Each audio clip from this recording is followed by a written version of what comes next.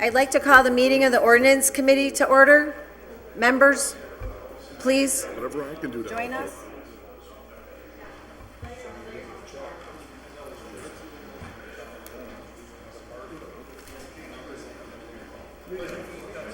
This is our only public hearing, I think. On the speed bumps. He's here. Right, because I'm the only one opposed here. Yeah, was there just a minute?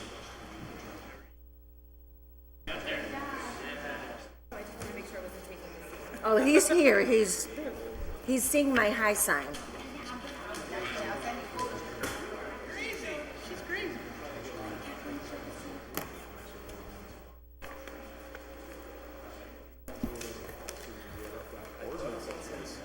And we'll just earmark certain sections.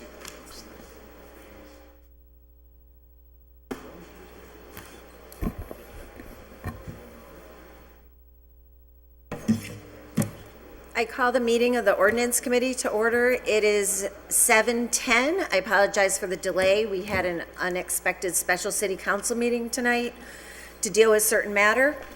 And with me tonight, I have Councilor Lopez, Councilor Jordan, I'm Councilor Vacan, Councilor Lisi, and Councilor Bartley will be joining us shortly. I would like to entertain a motion on item 1 because we have minutes. Yep. Yep, second. All in favor? Aye. Those were the 2 sets of minutes from the May meetings. We previously had approved the June meetings. I'll accept a motion to Can we take suspend the rules to go to the granny item after we, the, right after the public hearing. okay, maybe we could suspend it. So if, Make a Motion motion to to remove open- item 2 from the table and open the public hearing? So move, second. all in favor? Aye. Motion, order filed by Councilor McGee that the city install permanent speed humps on George Frost Drive, resident petition to be filed. Temporary speed bumps and traffic study has been completed. At the last public hearing, we kept it open because we did not have formal feedback from the police and fire department. I did not have the written feedback from DPW, but I since located it, and I see that Mike is here anyway. If you wish to address us verbally, that's fine. I tried to get you off the hook on coming down, but we appreciate you coming down. So if you want to come on in, Mike had informed the committee relative to the DPW study that they would install the permanent speed humps after resident petition and public meeting is held, but I'll let you weigh in if you like. Thanks. So for this, the speed humps on George Frost, we haven't heard any feedback other than one resident who was in opposition to the speed humps. But it seems like there's plenty of real estate where the speed humps could be relocated from in front of that person's house. Okay. And the only issue that I'm not sure of, I tried to find the engineering study from when it was done, but I couldn't locate it in our files, is the problem with speeding of students leaving the school or people coming into the school, because that would make a difference as to where we would locate the speed humps. I know there's the hill coming down George Frost, and I imagine as you're leaving the school, that's where you could pick up speed. And also on other streets, such as Dartmouth, there are multiple speed humps.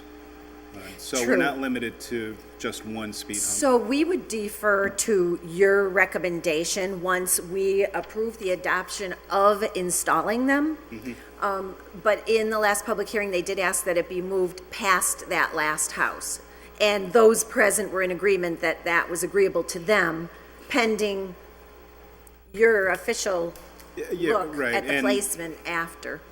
And there was concern about placing it on a slope, but we've placed it on slopes in other locations. And it's a traffic calming device, so it would work. Okay, thank you very much. Any questions? Councilor Jordan? Just if you happen to know, where does it, George Frost Drive, the whole length is a public street, correct? Yes. And the ring around the college, is that a private way or is that a public street? I believe that's private. Okay. So where George Frost Drive touches that ring, if you will, is where it becomes from public to... Correct. And it should be noted, they have many speed humps all the way around the ring road. Well, they have And there was never any public hearings or, and I guess the other question is, does one have the authority, even on a private way, to just have either agreement of the owners or otherwise to put speed bumps? Because I was under the impression, as long as the public has a right of access to it, that it would still fall under the requirement here. But those have probably been in for a long time. The petition. But I think you still need quote-unquote permission, and they have, I don't know, one every 80 feet, Right, and those are speed bumps, speed bumps. not speed humps. And there's a difference. There is, yeah. Yeah. I won't get into the engineering of it, but, okay. But do you know the rule on private ways? I do not. Okay, all right, we'll have to give that some more thought.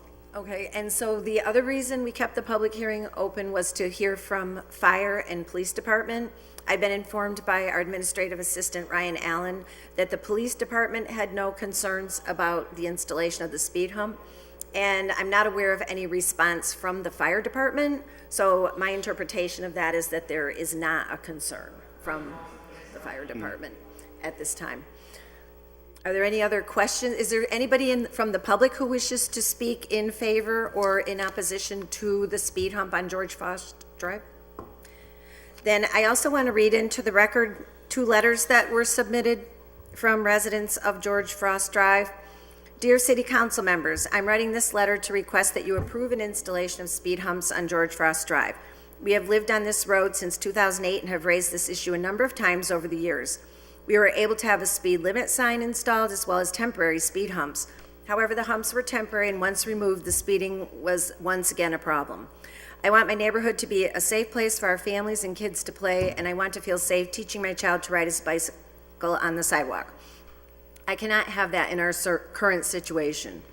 During the winter months, when potholes take over the streets, speeding cars, trucks, and buses kick up broken pieces of pavement onto our sidewalks and driveways, creating a hazard. There is also a posted sign at the back entrance to Holyoke Community College stating that the gates will be closed during the evening hours. However, they remain open at all times. Neighbors have reached out to HCC asking that they enforce it to help reduce the off-hours traffic and safety issues, however, have been unsuccessful. Our neighborhood is full of children, and we need your support in ensuring their safety. Please think of and help protect our children the same way you would your own family. Thank you, Kelly O'Connell and Kevin Duquette, 14 George Frost Drive. The second letter, to whom it may concern, we have lived on George Frost Drive in Holyoke for the past 8.5 years. Ever since we have moved in, we have had a problem with cars speeding down the street. It happens when HCC has classes are in session during the normal school season, but the main complaint is the night and weekends. We have cars and buses that speed down our street going over 60 miles per hour estimated. They start to speed up coming from the college, and then by the time they get to the houses, they have picked up speed as the street is a long straight road with no regard to the houses and families on the street. We also deal with the morning rush of people going into the college campus. When gesturing to them to slow down, the normal response is the finger or expletives being yelled from the vehicle. 2 years ago, my mother was hit by a car speeding behind her, trying to pass her while she was trying to turn into our driveway. She ended up hitting the fire hydrant on our property and almost totaling her car, but thank goodness she was unharmed. We have made several complaints to the college and to the HPD, each of them sympathizing but also stating that there is nothing they could do. We did get temporary speed humps put in due to a neighbor's complaint, and we felt it helped greatly. When the cars reached the residential area, they had no choice but to slow down. Also, we have seen an increase in speeding since they opened the entrance to the other side of the college. Cars cut through and come down our street well over the speed limit. We made complaints then as well, again with no action. We also reached out to the college that the gate at the end of the George Frost has signs that are closed on nights and weekends, but the college refuses to actually close the gates like the sign states. Most recently, we reached out to all of our neighbors and found that everyone has a problem with the speeding. 90% of the street signed the petition, and we're thankful that something was finally going to be done. Most of the houses on our street have small children, and we all live in fear of even letting our children play in the front yard or walk down the street due to the careless speeders that drive by every day. We would be at the meeting today, but are on our yearly beach vacation. We plead with the town and the residents to allow for the speed bumps to be put in so that we can safely walk and drive down our street. Thank you. James and Jackie Grichalski at 16 George Frost Drive. So I think they explained part of the question and concern. Anything else? I'm going to make a motion to close. Yeah, Counselor Greenie? Yes, I just have a quick comment on that. That letter, obviously, these cars that are going down the street, they're students that are going into the college. Would there any possible way that the residents could get their license plate numbers, report them to the college, or report them to the Hoyoke Police Department for doing this type of behavior, because it's unacceptable? Thank you. Do we have a motion? I have a motion to, Did you wish to? If you would just state your name and address. Yes, I'm Lisa Perry, and I'm on 2 George Frost Drive. The cars that go in and out of the college are too fast to even get the license plate numbers. We live on the first street, and we have a stop sign in front of our house, and it's rarely stopped at. So I might be able to get a picture of a license plate number every now and then, but I often joke with the police that I could get them a lot of money if they allowed me to sit there and take pictures. Thank you. I'd like to make a motion to close the public hearing. Just before that, on discussion. Counselor Bartley? So do we address Mr.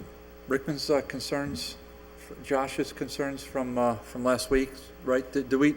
Well, his main concern was that the speed hump was going to be located right in front of his house.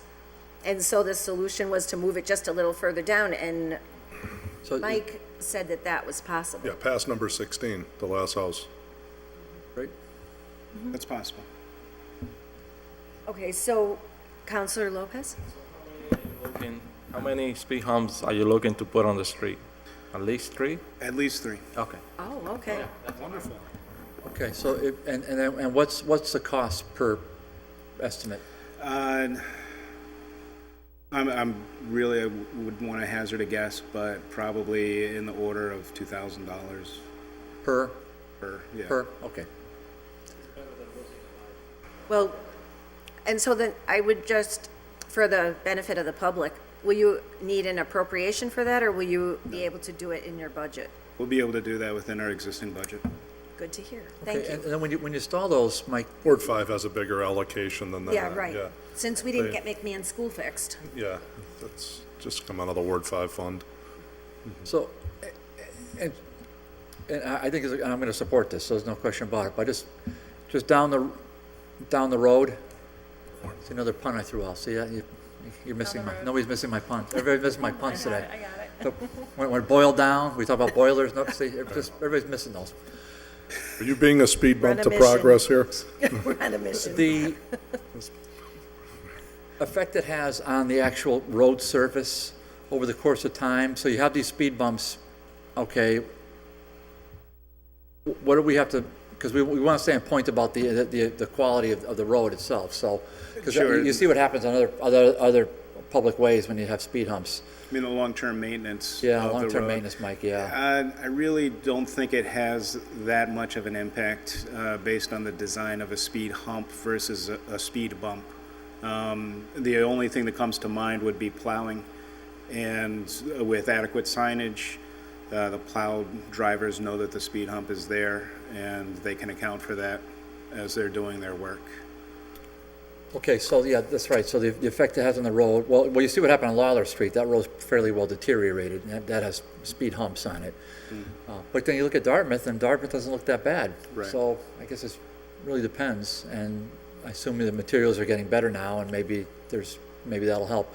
And then when plows go over them, they can make a racket, and so that's the one complaint I receive.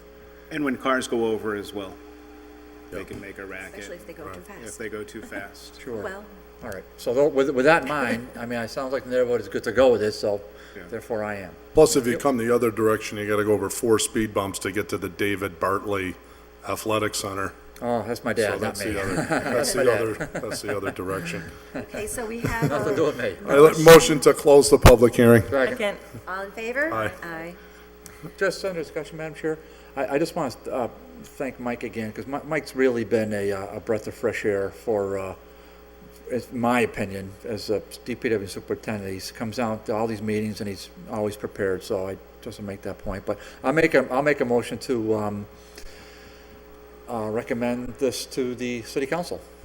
Second, with that the plan, the final plan design be at the direction of the DPW superintendent, and that the city council approve it as he proposes. Yep. Okay, all in favor? Aye. Aye. Thank you very much, Thanks, Mike. Mike. Thanks to the members of the residents of George Frost Drive for speaking up and coming down. Have a good one. Good. Yeah, this is Just in time for. it's speed bump season, Kevin. I mean, Okay. just that'll. Can we go out of order? To go to item 11. All in favor? And aye. Aye. Item 11, filed by Counselor Greenie, order that the city council order that all clothing drop boxes on property throughout the city are the responsibility of the property owner to police and maintain. Any and all such clothing drop boxes shall be kept clean of any clothes and trash that might accumulate outside these boxes. Any violation of this ordinance shall be culpable for a fine of up to $25. It should be noted that all property owners who allow these drop boxes on their property should be in communication with the owners of these boxes to prevent any eyesores in the neighborhoods of Holyoke.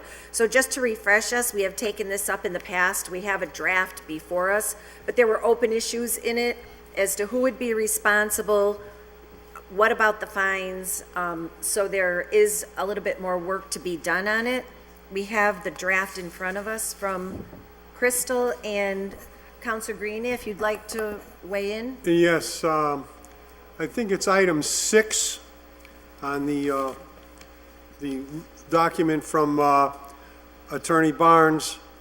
The property owner shall be liable for any violation, 6C, for any violation of the provisions of the section. If the property owner fails to correct any violation within 48 hours, the enforcement officer shall be authorized to remove or cause the drop box to be removed from the premises, and any costs associated with the removal shall be charged to the property owner directly. And one of the questions that Attorney Barnes posed to me was, who should be the enforcement officer? I suggest the Hoyoke Police Department, the Chief of Police, or the Board of Health, or both. And Section D could put in language regarding a fine if we don't want to charge for the removal. And once again, I place myself to the mercy of the Ordinance Committee to do what they feel is best on this particular section. Thank you, Counselor. Haven't they, I believe the police department unfortunately eliminated their code enforcement officer, so I think we'd have to count on the Board of Health's code enforcement officer to do that. And then to issue a ticket as well, and make sure those costs. The other thing I wanted to mention, as we get to the, go ahead, I'm sorry. I just wondered if that was in the form of a motion. Yeah, I would like to make it under the jurisdiction of the Board of Health, since this is a code issue. Oh, I'll second that, for sure. All in favor? Aye. Aye. One other thing I wanted to mention is we do need to address the amount of the fine. I think which is point D here. The other issue I wanted to mention was the timing of pickups. I think this should either be referenced or fall under the same rules we have for like pickups of dumpsters and things of that nature. Like you can't be picking them up Within at. the noise Yeah, ordinance you can't pick them up at 5 a.m. or something, you know. I believe we have rules on not before 7, not after a certain hour. We should just make reference to the drop box pickups. Because those are big, they're basically effectively the size of dumpsters. So do you want to make it consistent with the times that are in the noise ordinance? Yes, please. Is that a motion? That would be my motion. Yeah, I'll second that. All in favor? Aye.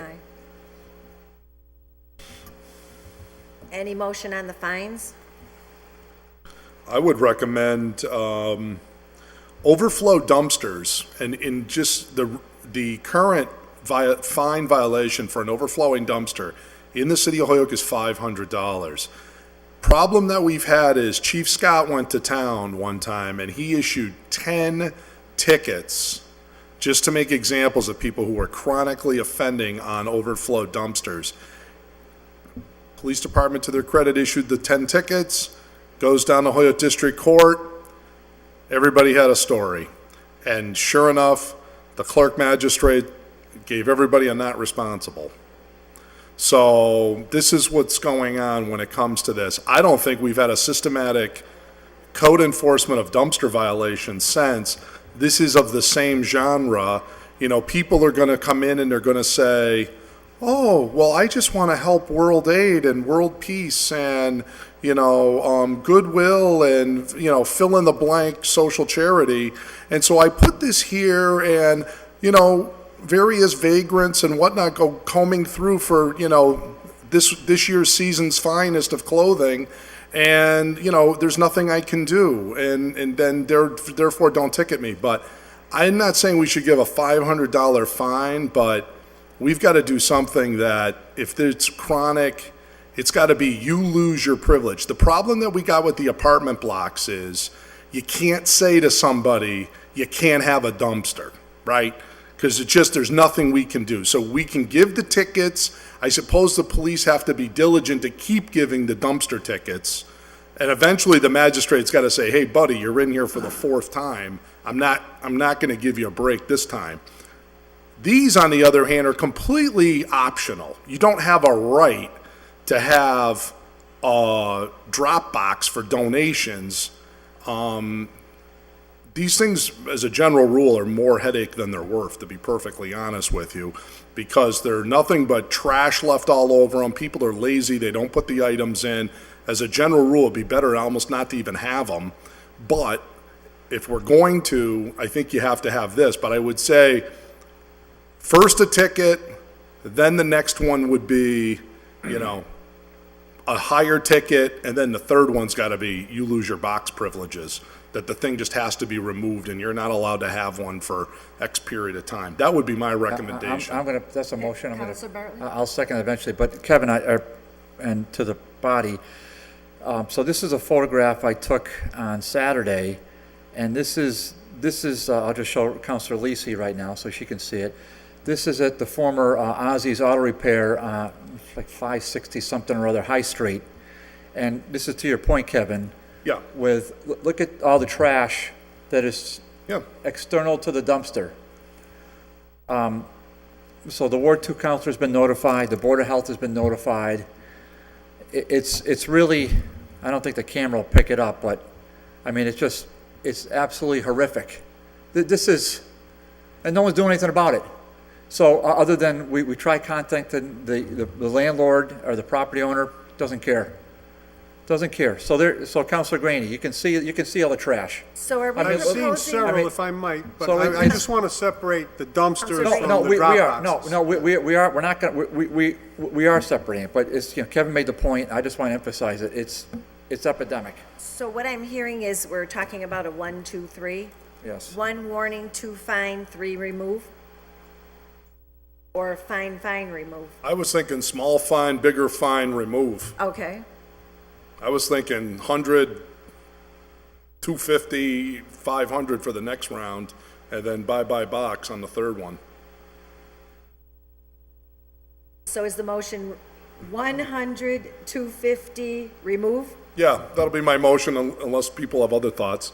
Say it again, Kevin? 100 for first violation, 250 second violation, removal of the box on the third Second. violation. All in favor? Aye. Aye. Under discussion, suspend the necessary rules, have I think Crystal's weigh in on Crystal this? wants to say a few Yes. things. All in favor? Aye. Aye. So I know Board of Health, I think, has regulations of how high they can do their fines. I think 300 is their max, but I'm not sure off the top of my head if that's for certain I think that's right, yeah. code violations. Another thought is if, depending where this is going to fit in to our ordinances, is it going to be an accessory use? Therefore, it's going to be in zoning. This may have to go in front of planning as well. It's just something to think about how this is going to fit in. I know other municipalities do have this in their zoning ordinances as an accessory use. Where But- are the dumpster ordinances currently? I couldn't tell you off the top of my head. I can search quick. Well, my thought was, if we make a recommendation as to what the language would be to refer it to you for legal form and also to the respective departments for feedback, so that it would come back to committee before it goes to the city council. That was my thinking on process. Counselor Bartley? Yeah, thank you, Madam Chair. Thank you, Crystal. Crystal, can we Do we request a want to limit permit? the zones these are in? Then you're making a zoning ordinance. You could probably do a special permit if you wanted to. I mean, so if That's going to add to your list of special permits too. well, you know, maybe they can go to license board for that, I suppose, or Board of Health. We could delegate that. I mean, why, I don't think we need to take the, I mean, ideally, if you put it on as an accessory use to the property, Board of Health tickets it, they don't pay the tickets, now you've got a lien on the property.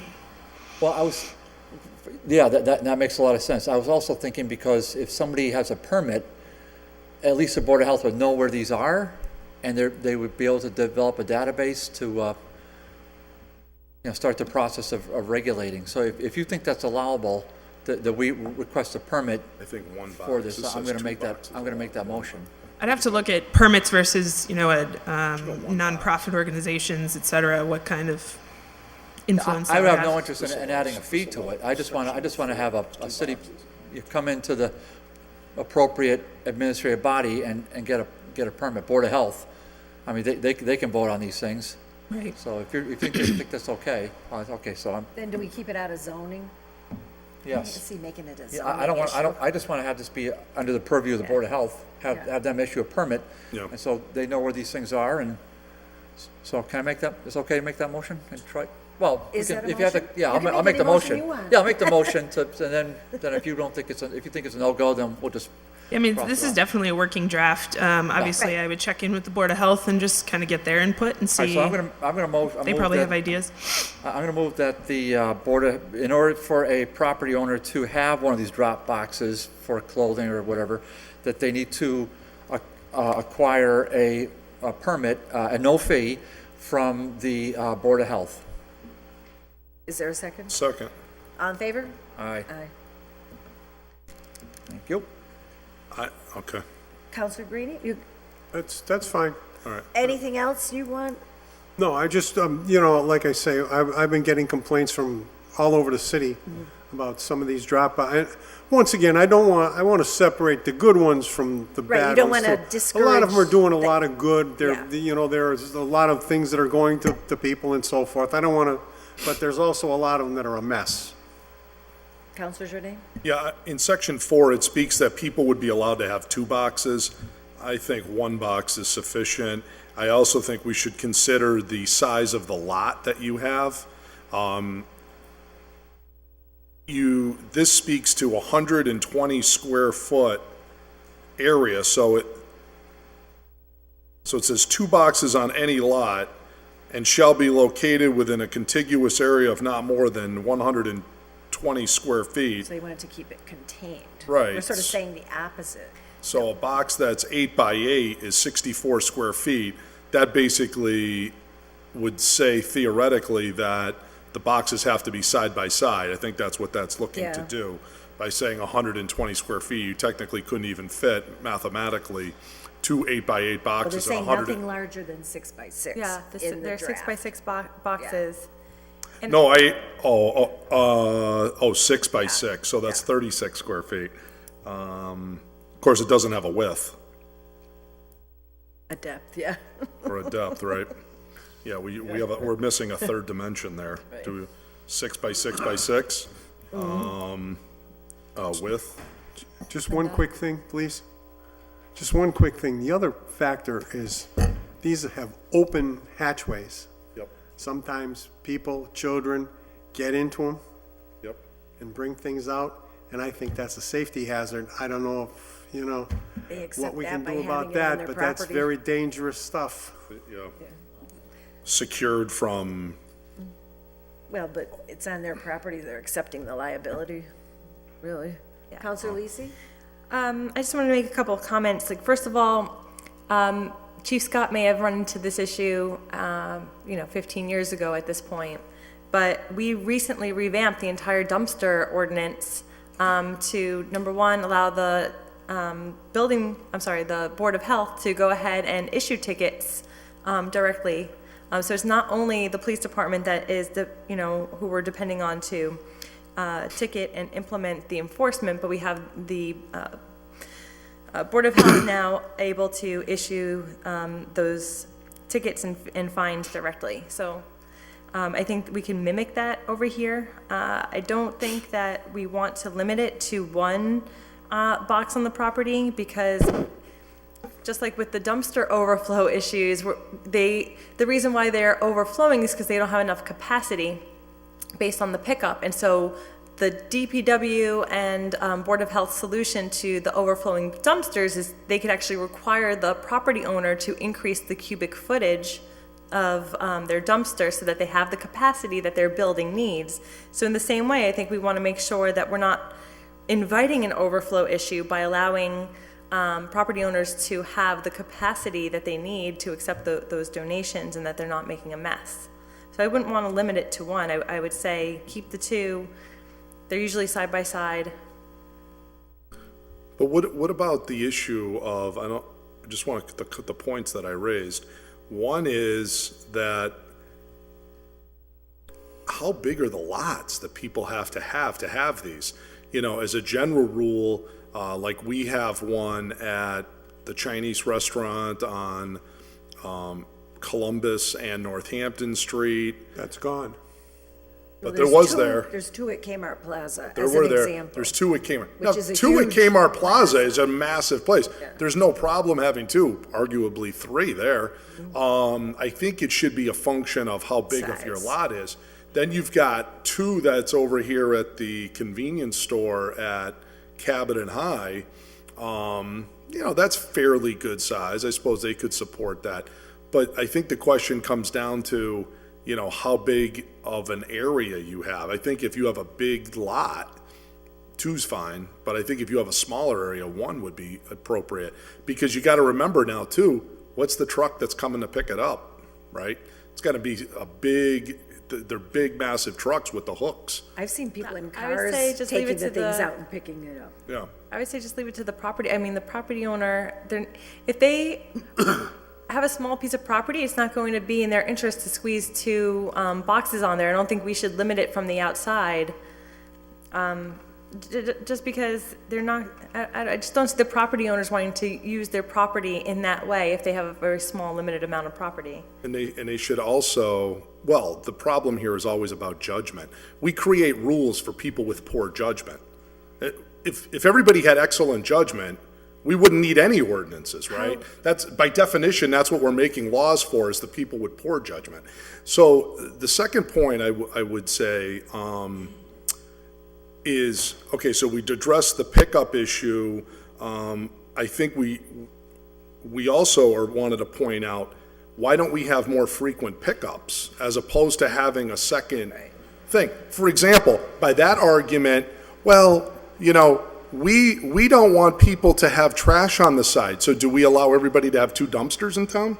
You get one. I mean, No, the but same the rules one apply. has to be the appropriate square footage for your apartment. Hang on, I have hold counselors on. in the queue. Hold You on. guys are debating. Hang on. Hold on, I haven't even done I know. speaking. How Just- did I lose the floor? You have the floor, and then I'm Okay. going to Counselor McGivern. Yeah, and we're all waiting with bated breath to the next speaker. But my point is, there is no recommended donation box size for anybody. These are for all intents and purposes, these are niceties that, through the benevolence of city government, we're allowing people to have these things. I find, again, if I had a magic wand, they'd all be gone. And if people wanted to be that charitable, well, then they would get in their car and keep driving, not to the convenience store to drop them off in a box. They'd keep driving to Providence Ministries or Goodwill or Salvation Army. There's plenty of places that can receive these donations. We don't need any of these boxes.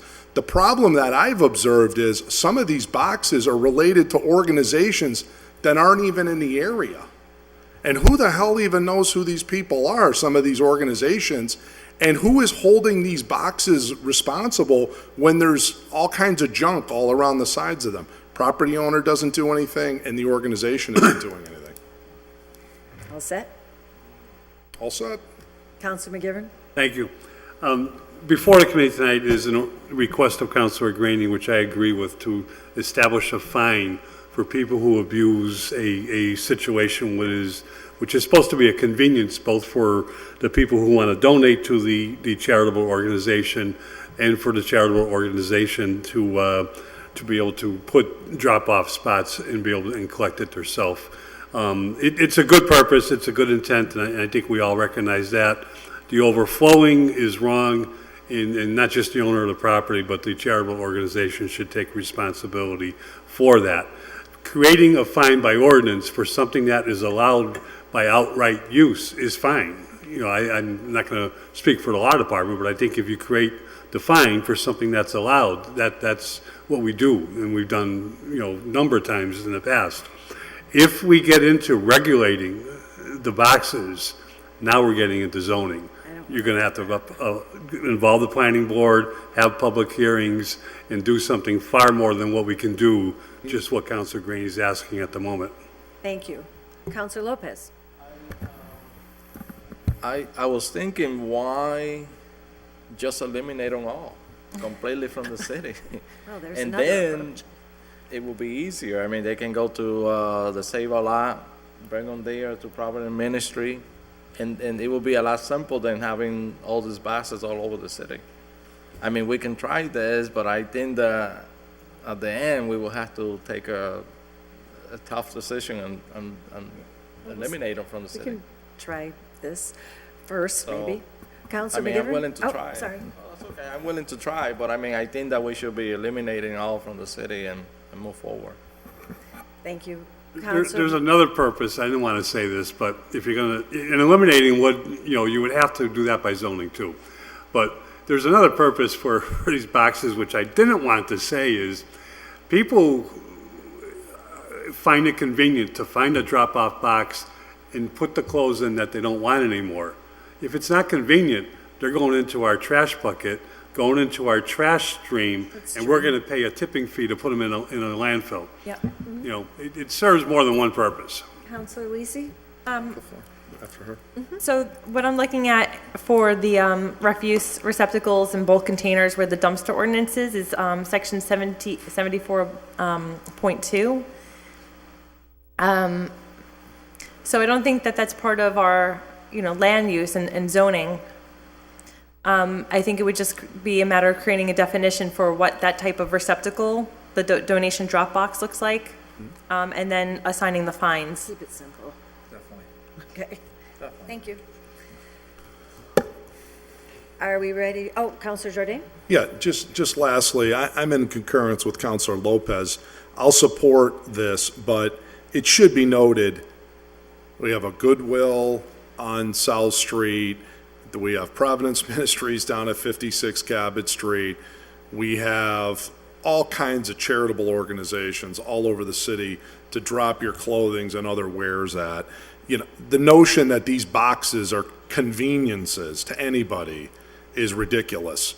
In the modern era, if you're going to drive from your home to Kmart Plaza or your home to Sam's Convenience over here, you can drive an extra half a mile and just hand it to the people at the door. These are unneeded. And again, it's all about the city. And it's another example of us being and acting low class. Okay? You're not going to see these things all over in Longmeadow. You're not going to see these all over in Wilbraham. You're not going to see these all over in East Longmeadow. We just sort of shrug our shoulders and say, yeah, it's another junky dump box. And here they are, and they're all over the place because, who the hell cares? It's Holyoke. And that's my point is I just want you to know when you're swimming in the sewer, you begin to lose touch with the odor. You begin to stop feeling like, you're in it so often and for so long, you lose a sense of there's actually better. And the better is not to even have these at all, because they're eyesores, they're ugly, and they're unnecessary.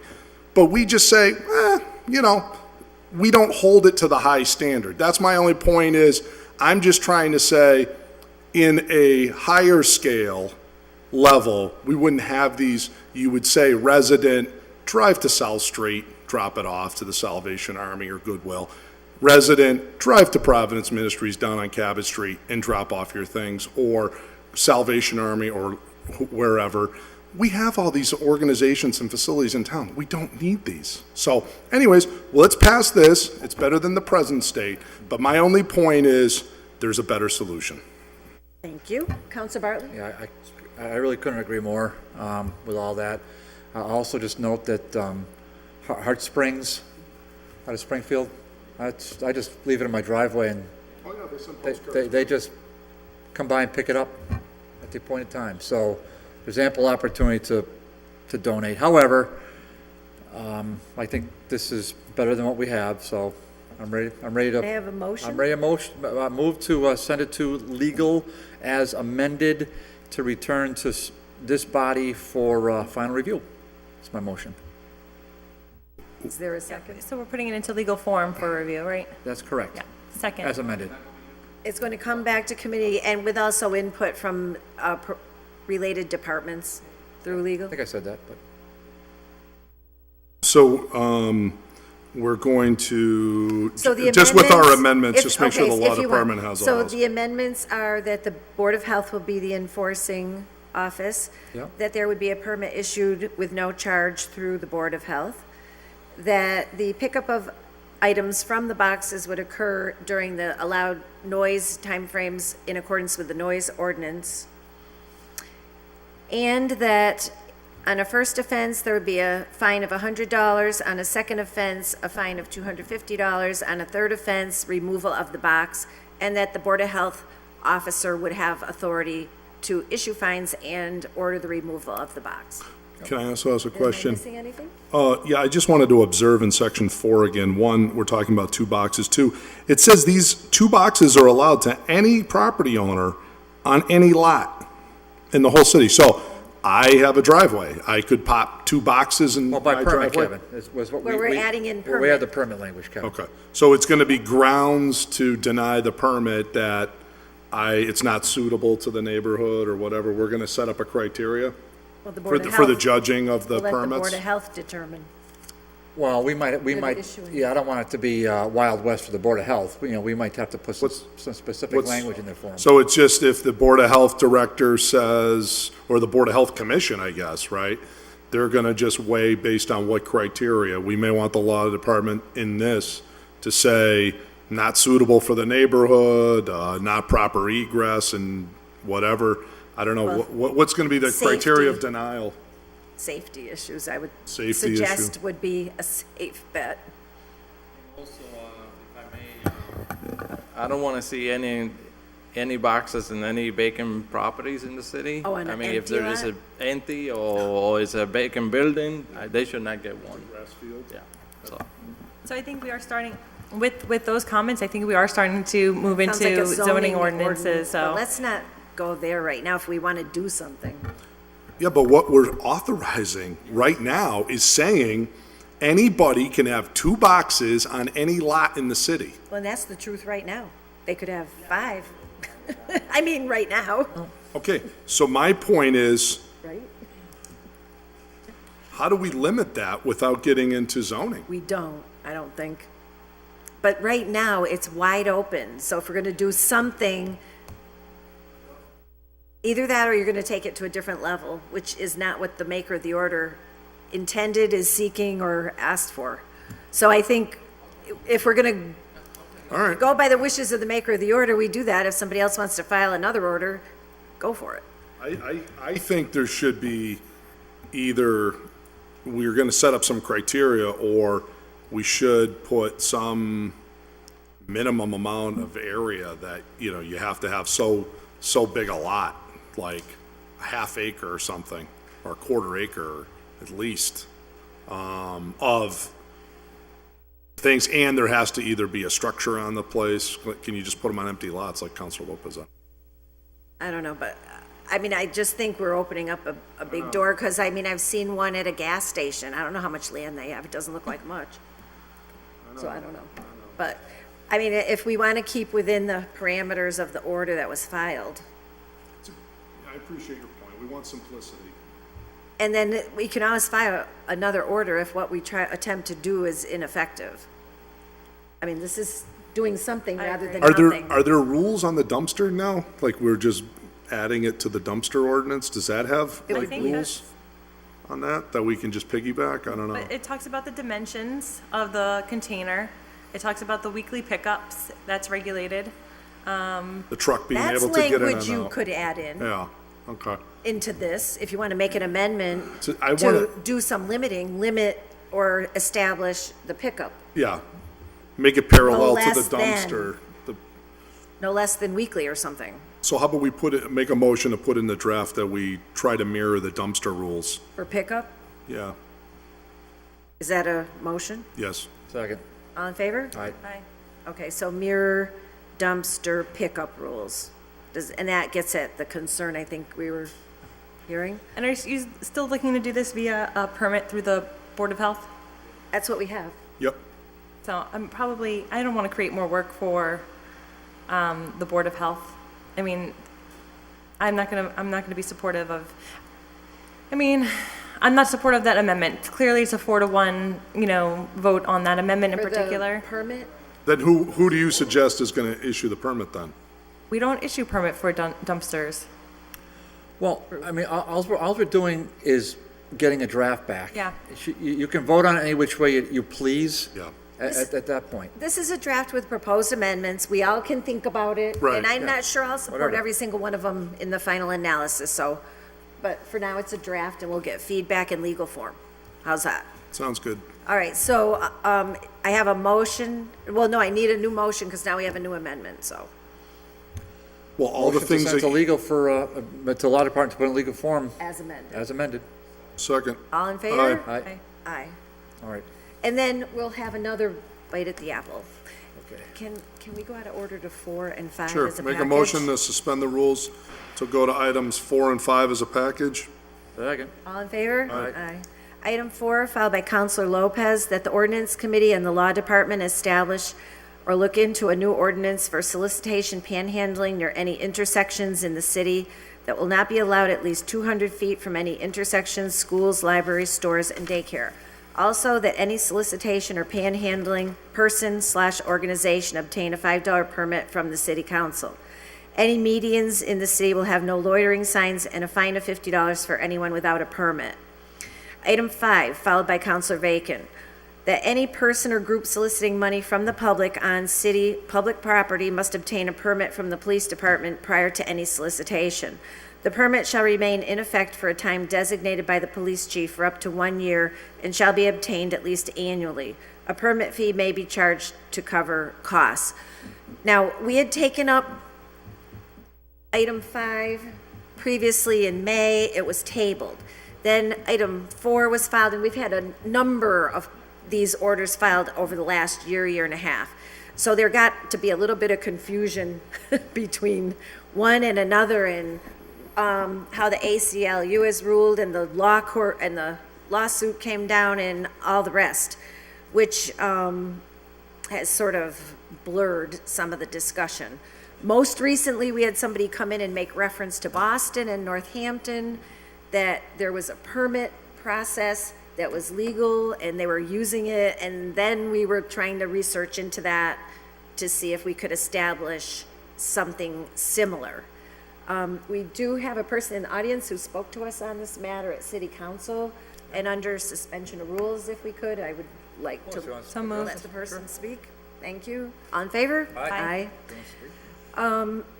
So, but before that, if we can, under suspension of rules, have Crystal just clarify for us under 4 and 5 and make, perhaps from a legal point of view, a recommendation? If you have one relative to how we proceed with them? I thought we were getting her a mic over there. Whoops. Well, you got a printer. But you can take the microphone. right to your desk. Yeah, that's fine. Yeah, there you go. Right. Oh. There you go.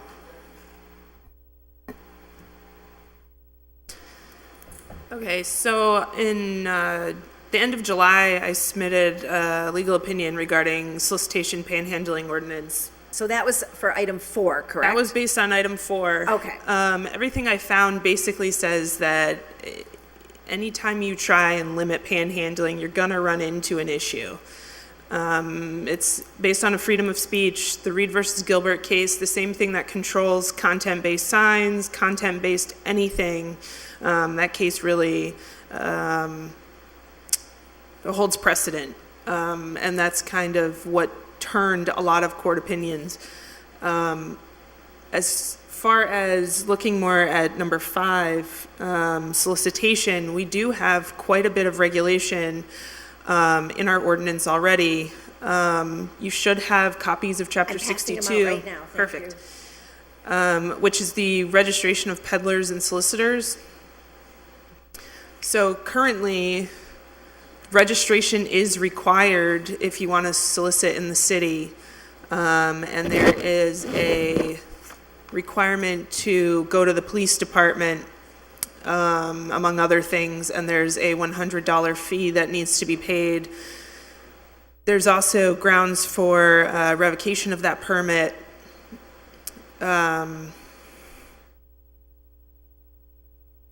Basically, Is that 62-32B? Is that where that? I mean, all of Chapter 62 kind of goes over numerous guidelines. 62-32 is registration required. And then the permit issuance is 62-33. So is there anything under this that would exempt a panhandler? I mean, a panhandler isn't soliciting. They're merely standing there with a sign. If you want to drop money in a bucket because their sign says something, that's on you. Okay, but they are soliciting if they're approaching people, if they're knocking on people's windows, if they are physically moving toward people seeking money. I mean, from what I've seen and what the argument may be is that they're not approaching people. They're standing at a corner holding a sign. Well, some are, some aren't. But anyway, Councilor Lisi? Thank you. So I'm going to refer back to my days as a canvasser for the environment. And, you know, there are some communities, gated communities in particular, that have signs on the entrance to say no solicitation. And as canvassers who are just talking about political issues, it's a free speech issue, and we were never restricted from those communities because we don't have a good or merchandise to sell. So even as the term solicitor and solicitation requires that you have something that you're going to give in exchange for that donation. And if there is no transfer of property or merchandise or goods, then there's no solicitation happening. So this would not apply to my order then, Amend the definition. because the order that I have filed is about seeking money from the public, such as, and it could be a panhandler standing there with a sign saying, "Give me money," and they're stating a reason why that you should, or it could be a group of people with a hat standing out for money for a certain purpose, but they're in the public way seeking this. So under, Councilor Jordan. Well, first of all, we can change the definition of solicitation. We wrote that definition. Okay. That's been written, that's probably been on the books. I see it says Code 72. That obviously means it wasn't written in 1972. That means it was in the rewrite of the law, that when the whole ordinance book was recodified in 72, that was already pre-existing. That law probably dates back turn of the century. We can always amend the definition to include any requesting people for money. So we could change the definition. That would be a simple thing. Then they would fall under the scope of the ordinance. Think they are, there's no question these people are asking people for money. They stand out in the medians, they're holding signs. Anything can help. God bless you. Blah, blah, blah, blah, blah. They are out there clearly for the presence of seeking money. They have signs that all say donate to them. Anybody that's going either house to house soliciting funds, I think you're also supposed to be registered technically as a public charity. If you really followed the true law, you're not really allowed to solicit for any charitable purpose without registering. There's state laws already on that. There's state laws on vagrancy. You know, you go to certain, like Chapter 43. These people are being, a blind eye is being turned to a lot of current laws that are on the books. But nevertheless, you're standing out. I'll give you a good example. This looks, again, I know James is here and he spoke eloquently the other night. Let him speak. And this stuff is all making the city look horrible. For example, 2 weeks ago, I take my mother to Stop and Shop to go pick up some cat food. And as I'm sitting in the car, some vagrant walks up to my mother and is asking her for cash. Hey, can you spare $1? Can you spare $2? You know, this is nuts. I mean, who the heck, you know, you've got to really love Holyoke, like I do, to turn a blind eye to all this stuff, right? Or my mother, who's lived here for her entire life, you know, but you say to yourself, if you were just passing into town, you know, we were visiting family and we lived in Holyoke, and we got approached at Stop and Shop saying, hey, buddy, you got $2 by some bum who's obviously, you know, he looks like he's a mess. You'd say, what the hell is this? What are we dealing with here? I think we've absolutely lost our common sense. That is not free speech. That is being annoyed. First of all, I blame Stop and Shop for not better policing their own private property to say, get out of here, buddy, right? They should be policing that. Where a lot of these folks are standing is private property. I wouldn't let them stand on my private property. Second point is, you know, you're asking people for money. It makes people feel uncomfortable. They don't want, they want to live in peace. For example, now contrast that experience to 2 years ago. I had the nice fortune to go to Naples, and Florida, and I happened to go to not a Stop and Shop, but whatever the grocery store of choice there is. Publix. Probably was Publix. So I go in there, and what do I get? An elderly gentleman comes up to me who obviously works there. He's got the smock on. Me, Kevin Jourdain, 45 years old, able-bodied human being. Can I help you wheel your carriage out to your car? Can I help load your car with groceries? And I'm saying to myself, gee, sir, thank you, God bless. I really appreciate that offer. But with all due respect, if I need your help loading my car for my groceries, you know, this is compare the experiences. They're perfectly clean, beautiful, go out of their way. Holyoke, hey buddy, you got $2, you know, da-da-da-da. We've got to do something. Solicitation of some of this stuff, it's crossing a line. I'll be the first to say, somebody wants to sit on a public sidewalk holding a sign, playing a banjo with literally the dog with the eye patch and the whole nine, and say, you know, give me some money or whatever. But this active solicitation stuff, you know, there's got to be something we can do. The law department needs to research, needs to get on top of what as most aggressively as this city can do. Because the situation is ridiculous. It's really affecting quality of life at this point and making us look horrible. So, and saying that, well, this happens in other cities too, like Chicopee and Springfield, which it does, by the way. Misery, in this case, doesn't love company, and I don't care what's going on in Chicopee and Springfield. I care about Holyoke, and I want my city to look classy, and I want my city to have a high quality of life. And these things are constantly making us look like hell, and we've got to do absolutely level best. However, I don't think it's a priority for anybody except the counselors in this room. I don't think the mayor cares. I don't think he cares at all. I don't think it's a priority at the moment, and I don't want to blame the law department, but it doesn't seem like it's a priority and nobody is talking about this issue other than the Holyoke City Council. And so we've got to send the message to the law department and others, research a solution, get us a solution, get us remedies that we can do. Do nothing is not an acceptable answer. If this isn't the answer, I'm open-minded to whatever will work. I personally don't think the solution of riding around in the happy wagon giving people jobs is going to work. I don't believe that. Never believed that for a minute. But on the other hand, I'm open to, if not this, then what? And so I look for the law department to give us solutions then. I think I am, yeah. Counselor Lisi? Thanks. I just wanted to mention that today the mayor convened the first task force on panhandling, and we had a number of stakeholders, including, Tapestry Health. We had a representative from Providence Ministries there. We had somebody representing the federal government's response to homelessness. Chief Scott was there. Brian Fitzgerald was there. Mike McManus was there. Chief Scott was there? I'm sorry. South Carolina? No, I'm sorry. Oh, nice one. Chief Nicewinger. You had put his name in my head earlier. I was like, wow, he came back. Chief Nicewinger was there.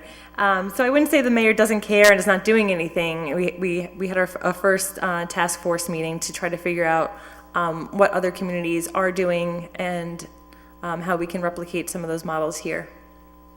Counselor Bartley? Yeah, and that's good news. I'm glad to hear that, because I know the mayor a couple months ago said he's ready to roll something out in 2 weeks. So, it didn't roll out super fast, but at least there's some progress. And so, I respect that. It was my recollection, this is to anyone, but particularly the law department, is my recollection that we were going to have something come back from the law department giving us some direction on this order. Yes. So where are we with that? This has been sitting in before us for a year now. So I think we Have last a full 2-page legal opinion. No, so there's two, this is the confusion. We took up item 5 in May, and at that meeting, people came in and spoke and said, we are aware that they're issuing permits in Boston and Northampton for people soliciting money, and that it's stood up to legal.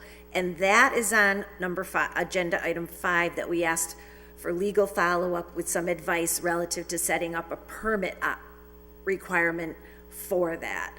Item 4 was filed later, and your legal opinion that you issued was in response to item 4. That's where we've had a little confusion on the feedback out of your department, from my perspective. And if you wouldn't mind just I for some reason it just got lost in the shuffle. If you wouldn't mind resending that, I'll be better. The opinion? Yes, I'll be better. She did send us the opinion. I believe I sent the opinion directly to Councilor Bacon. I don't know if it was actually submitted throughout council, because the response was that it was not towards the order that was actually submitted. She was looking more for an opinion towards number 5 versus number 4, et cetera. Is that Oh, the yes, opinion? we have this, yeah. It was hard copied to all of us. Okay. Okay. Right. Yep. That's great. I can. So, Yeah, sure. but, and that's why I had just pointed out that it was a point of confusion relative to one order and the other that had kind of come in and got interspersed with each other. But yes, you had totally answered the question on item 4, which had been the prior year also asked and answered in the same way based on an order I think I had filed back then, or had come from public safety or something. But item 5 was an attempt to broaden the matter, not address simply one group of anybody doing anything, but everybody seeking money. And to Councilor Jourdain's point, if you're seeking money, you're supposed to have some auspices under which to seek money from others. To his point, charitable, et cetera, et cetera. So that was the idea, was to take a different approach. And somebody, and I could not tell you who, had articulated that Boston was issuing permits and they thought Northampton was. So my recollection of it was that the request was that you or somebody in the law department could look into that to see about, under the broader scope of soliciting money, we could set up an ordinance where we could require permits. So that was the gist of it. Right, and I think my response, kind of the back and forth email, was that we do have regulations on solicitation and Which is- solicitors as it is. Unfortunately, I think that is where it needs to be amended, whether it's changing the definition of solicit, because if you look at, a definition according to the dictionary, it's to ask for or try to obtain something from someone. Right. So if maybe that's what you're looking for, is to change the definition of solicit and then enforcement based on those changes, Right. That And may to be an that option. point, that's why Crystal gave us this tonight for our reference. Okay, so, the legal opinion is much more based on panhandling, and right. as much as people want to change it, it is free speech to stand there. You're in public space. You can say whatever you want in the public. I Right. mean, Stop and Shop parking lot, that's public space. Well, it's private, they can kick them out of their space. It depends on what organization you're looking at. In a restaurant, the parking lot of a restaurant is not public property. Right, it's not. It's not public It's private property. property, It's private right. property. I'm sorry. No, the parking lot of a restaurant is public property. If someone steals from you in a restaurant, you cannot chase them into the parking lot because it's not part of the restaurant. That's under a different statute, but you can. Sure, I'm You just, can, Well, you can chase them out for loitering, Well, so. then that's a under- different issue. You're not looking at not panhandling defrauding a anymore. restaurateur. Right, right. So in some cases, the private property owner can say, get off my property, and in some cases, they can't. You don't have a right to stand in my But- driveway. But that's why what we're trying to Okay. address is in the public property, in the public sphere, where everybody has the right to move about freely, hopefully. So under suspension of rules, can we hear from our guest? So if you could come to the microphone and give us your name and address. Any thoughts or ideas that Oh, no, you may have? just the mic right back. It should be on. Should be on. I think I hear it on. All right, is that working? Yes. Very good. James Brislin, Devonshire Place Apartments, 50 Holy Family Road, Apartment 412, in the great city of Holyoke. I would like to address the committee on this topic of panhandling and this proposal. And I may have said this at the prior meeting, but I want to reiterate that when we discuss panhandling, if you look at it as a Venn diagram, you have panhandling, you have homelessness, and there is some overlap between panhandling and homelessness. Not everybody who's homeless panhandles, and not everybody who panhandles is homeless. And I think that that's an important point to make here, because the issue that I have has to do with very aggressive panhandling, which I experienced this past weekend in the parking lot of the Stop and Shop on Route 5. To paint you a picture, Sunday, 3 o'clock in the afternoon, I'm sitting there on my phone, texting, in the driver's seat of my car. The doors are closed, the windows are up. There's a lady who bangs on the window of my car, asks me to roll my window down, and solicits me, oh, can you give me money to buy food in the grocery store? Half hour later, a fellow comes up and bangs on the window of my car, attempts to sell me some CD he's selling. I tell him, if it was recorded after 1993, I'm not interested in it. And the 1990s can take the compact disc back. Thank you very much. Anyway, suffice it to say, this kind of behavior, it's not good, and it goes beyond the bounds of free speech. And I think that in a discussion of homelessness and panhandling, in particular panhandling, what has to be distinguished is that speech is protected, conduct is not protected, and generally when the courts look at this, they look at certain circumstances in which you have a captive audience type situation, such as, for example, if people are stopped at a light, if they are actively being approached, not somebody just standing there with a sign, but if they're actively being approached and somebody is walking up to the car, that is problematic, not because of the speech, but because of the conduct, because it's no longer passive.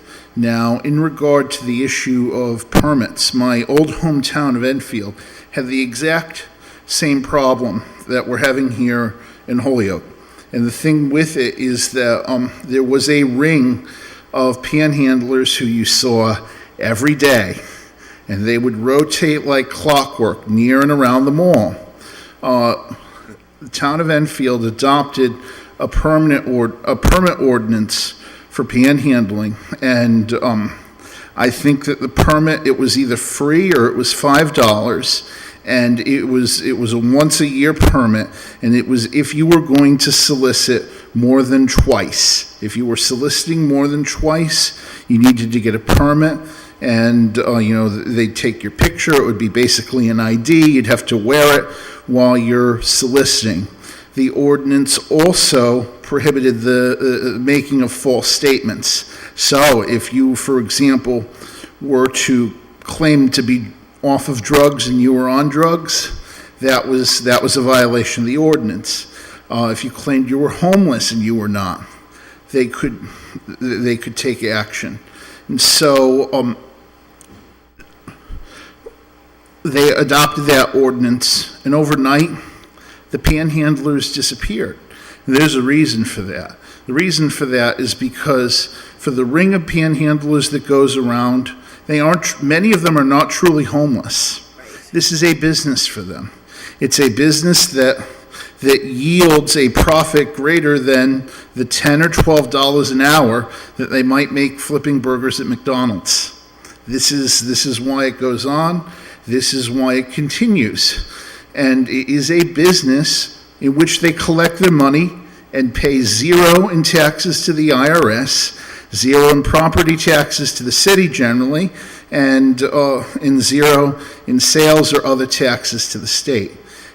And so generally, just the act of requiring them to register and get a permit puts the kibosh on the behavior, because for the ones for whom it truly is a business, they don't want the IRS to be able to come in and say, oh, you got a permit.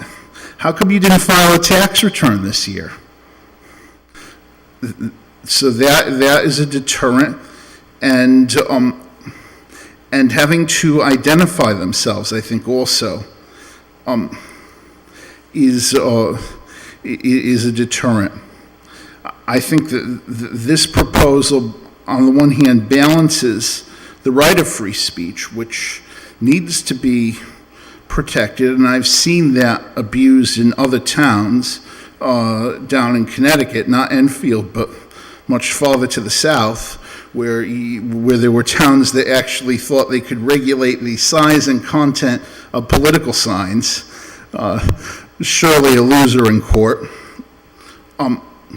On the one hand, you don't want to go there, but on the other hand, you need to address the conduct, and it needs to be recognized that the conduct in question is detrimental to the businesses and to the overall image of the community. And as I said, my wife and I,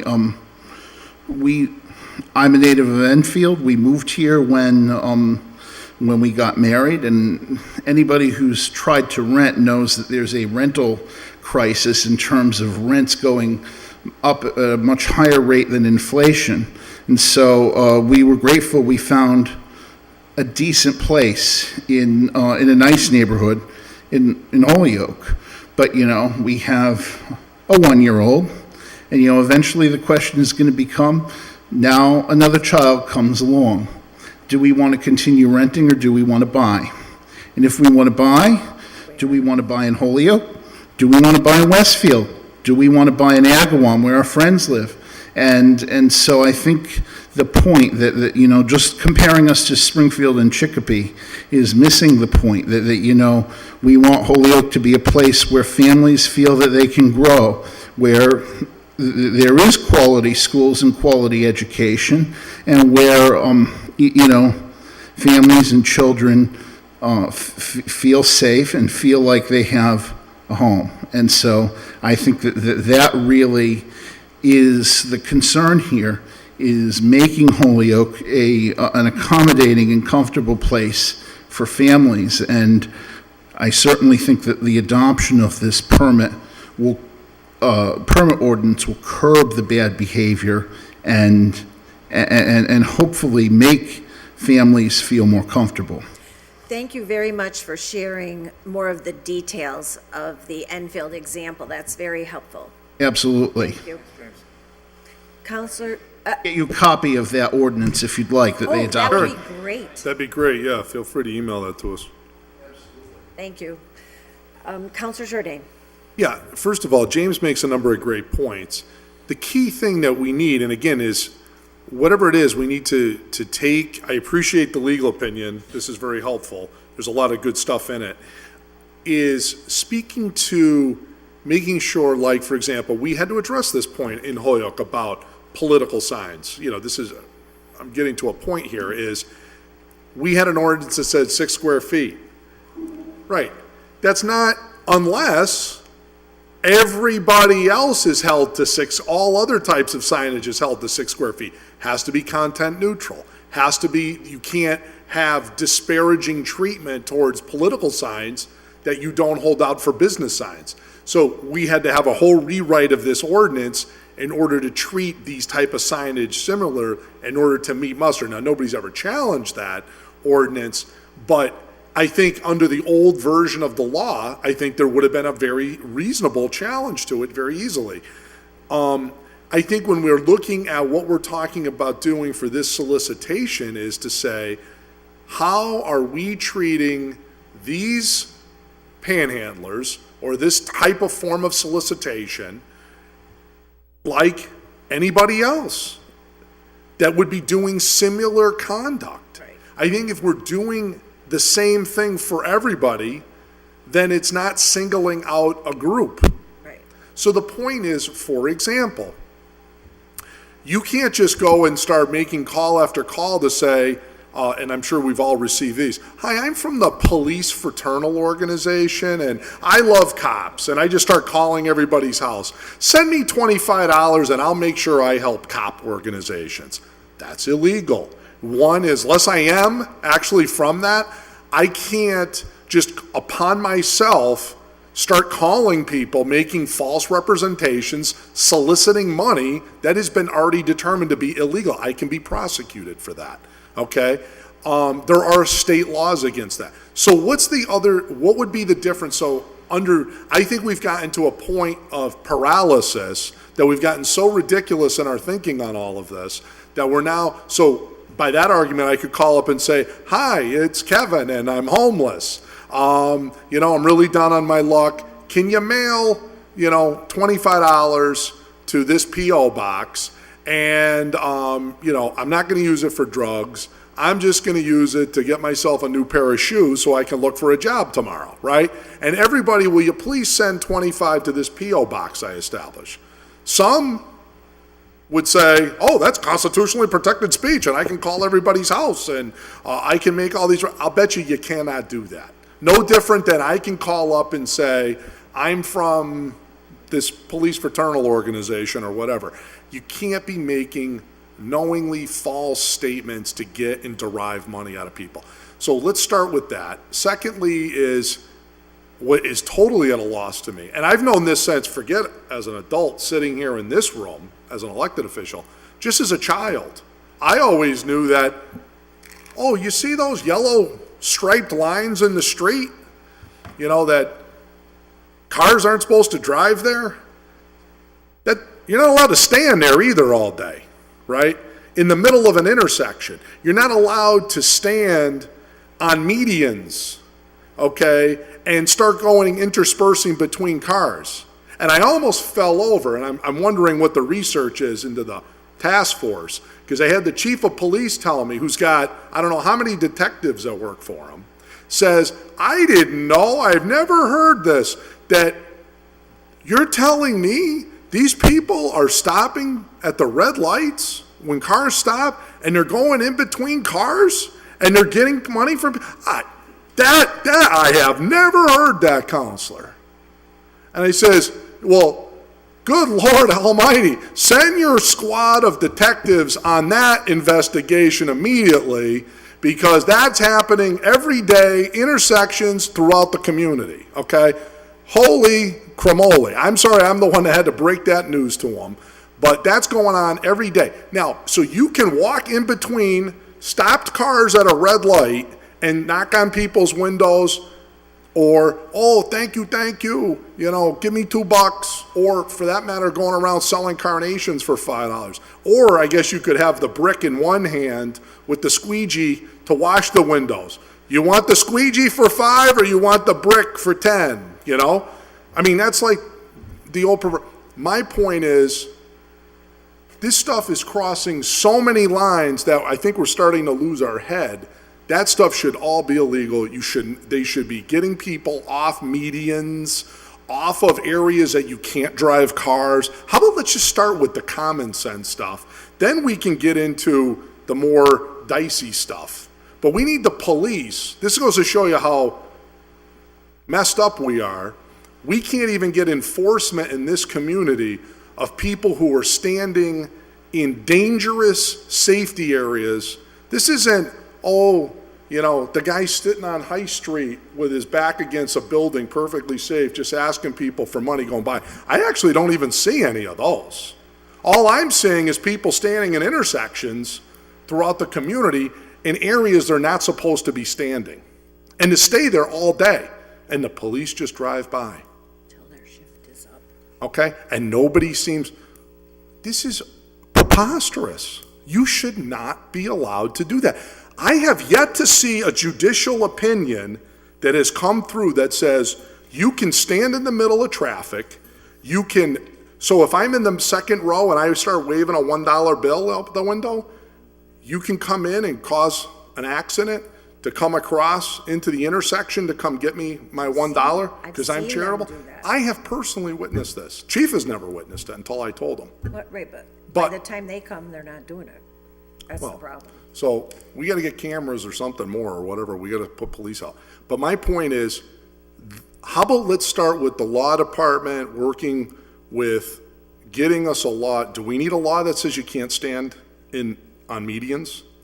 Do we need to create a fine that says you can't stand on our in the middle of the intersection, that you can't jaywalk?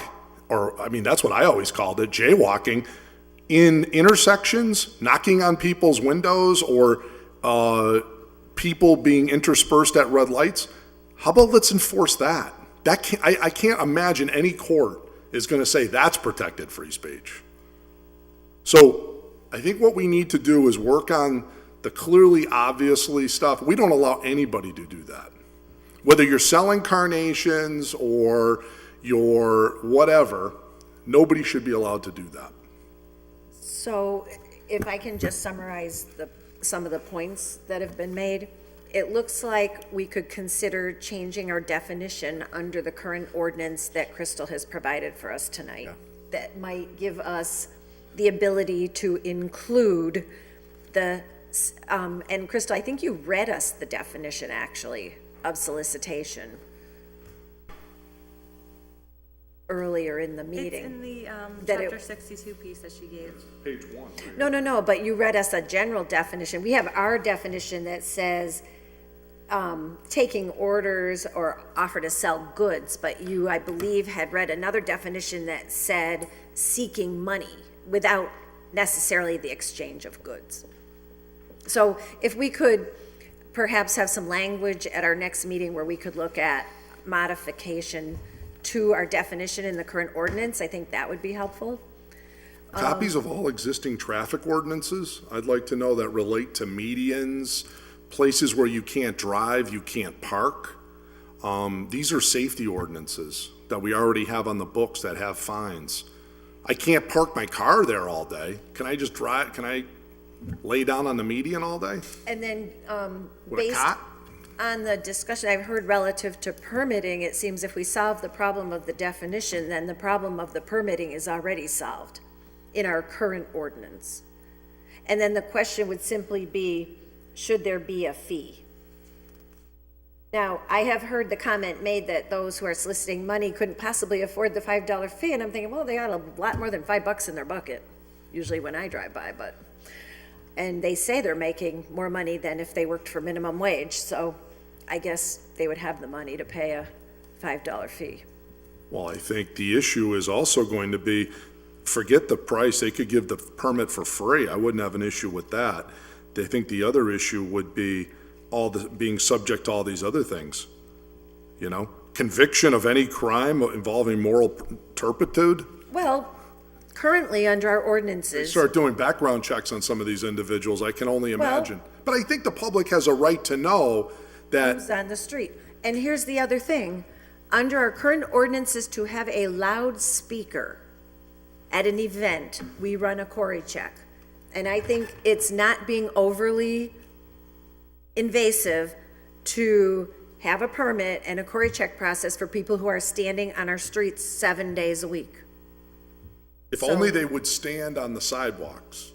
I mean, we gotta get to a point where it is not illegal, or it is illegal that you cannot stand in the street, that you cannot stand on medians, that panhandlers have to stand on sidewalks. Or anybody. Or anybody. for that. Anybody. They have to be, what I'm concerned about is, we've gotten it so crazy that they're not being treated like pedestrians. That it's being preferred rules. Forget disparaging rules. We got to the point now, if you want to do anything illegal in Holyoke, all you got to do is walk around with a cardboard sign, and it's your get out of free jail card, right? All I have to say is, you can't touch me, I'm panhandling. You can do anything in Holyoke, basically, as long as you got a panhandler sign. So have I captured the areas of focus? I think so. Crystal, under suspension of rules, do you have any other feedback for us in the moment? I mean, I gave you draft language. There's like a page of draft language of This? possible proposals that came with the legal opinion. If you want to make From the 21st? correct. As far as false or misleading manner, I mean, it goes along with my legal opinion, so. Right. So. You're but always would- welcome to try something, but be prepared to have the $700,000 fine from the ACLU right on your back. The other option is if you look at Chapter 86, there's a whole ordinance on pedestrians. I mean, I'm happy to do draft language, but I can't rewrite an entire Chapter 86 of parking and traffic and pedestrians. It's got to be. If we had enforcement of current law relative to pedestrians, we wouldn't even have this problem. We don't need one new law. That's the beauty of all this. If we just said, you can't stand in the street and you can't stand on medians, do you feel, in your opinion, our laws on pedestrians, which are based on safety, meet constitutional muster? I mean, if you can prove that it's a safety hazard that they're standing there, Is it unsafe to stand in the street? Is it unsafe to stand in intersections? Is it unsafe to stop, to walk in between cars at red lights? Is it unsafe to stand on medians? I would suggest yes. I mean, these laws have been on the books for 100 years since we've had cars. So my question is this. Do we need to specifically create an ordinance that says individuals cannot stand on medians, in your opinion, in order for that to be lawful, that would be a law in Holyoke? Or do you think it doesn't matter? I'd have to look, but then you have to look at enforcement too. You're looking at an entire section on pedestrians that prohibits where they can stand, when they can cross, how they can get into traffic, so. Right. So it would be, you're saying it It would may be, be an enforcement issue. I don't know without, I It mean, would- I it would can't be- read the whole chapter right now. Gee, how would we saying it would catch them? be a It's the same different- guy every day. it would be a different thing, but perhaps a parallel thing. But the thing that we're really talking about now under number 5 is not so much ordinances about where people can stand, but permitting for an activity. And so I think if we keep it focused on looking at the definition of soliciting under the current ordinance, which I appreciate you giving us, and I think if we just focus on that and focus on getting a permitting process in place, then for my purposes, it meets the intent of my order. If there's a further problem about where people are standing in the city, then I think we would need to your point, properly address that through a different order that would be in a different place under whatever you just referred to.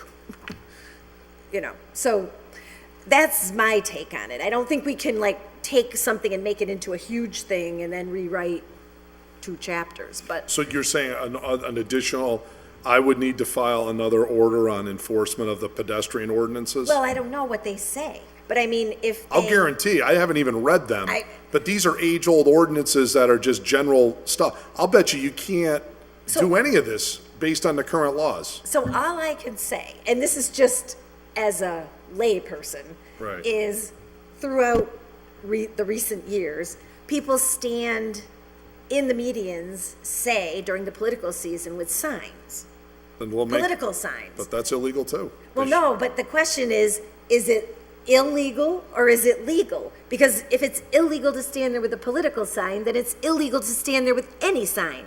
But if Correct. it's legal to stand there with a panhandler sign, then my recommendation is, if you want the panhandlers to leave, 5 people with your political signs, go stand in the median with your political signs. Right? Theoretically, yeah, you're right. So, but I mean, it's got to be one way or the other. It either is legal or it is not legal. And if we could just get an answer to that, then folks could decide if they want to pursue a different path with that. But I see it as two, I So mean, I- it's related, but I just see it as a little separate, different. I suppose. It's a different ordinance. I've always maintained that if we just enforce the pedestrian rules, we wouldn't need any other law relative to this because the panhandlers are not going to want to stand on the sidewalk on High Street or Northampton Street. That's not what they want to do. Because you don't have access to the motorists. That's the money source. See, there's no problem. I have no problem with panhandlers. I don't find it attractive, but I would agree with the court. You know, anybody has the right to stand on the sidewalk and hold a sign that says, you know, give me $2 or God bless America. The sign could say whatever it wants. Well, right, because I don't have any objection to that. What I'm saying is this is creating an unsafe situation, and it's just so ridiculous that nobody should be allowed to do this conduct, besides the fact that they are constantly harassing people for money because you've got the person that stands with the sign all day. He could just move over to the sidewalk, we got no problem. Right. But you know what? He won't move to the sidewalk because he can't get money standing on the sidewalk. Right, but here's what I would say. If somebody is on the sidewalk, I can choose to walk on the other side of the street. If I'm in my car, stopped at a red light, I'm a captive audience. Right. And that is what I don't like. And if I'm a 95-year-old person trying to get from place A to place B, and I'm being accosted, or my window's being knocked on, or people are walking in front of me when I'm trying to drive down the street, that is problematic. And that's why I've been on this for a year and a half. But if And you- I'm not getting off it till we do something. Well, and you're right, and to augment your point, when you look at some of these cases, some of these towns said, oh, well, we wanted you to stay out of certain areas, stay off whole sections of the community. Right. You can't pass laws like that. Right. That's ridiculous. I would agree with the court. I agree with most everything courts come up with, usually on free speech issues. I have a very wide personal view when it comes to the First Amendment. Despite my conservative political leanings, I'm very much in favor of the strong First Amendment. I wouldn't do anything that would breach that. But this is people setting up drive-through windows effectively on streets with their hand out.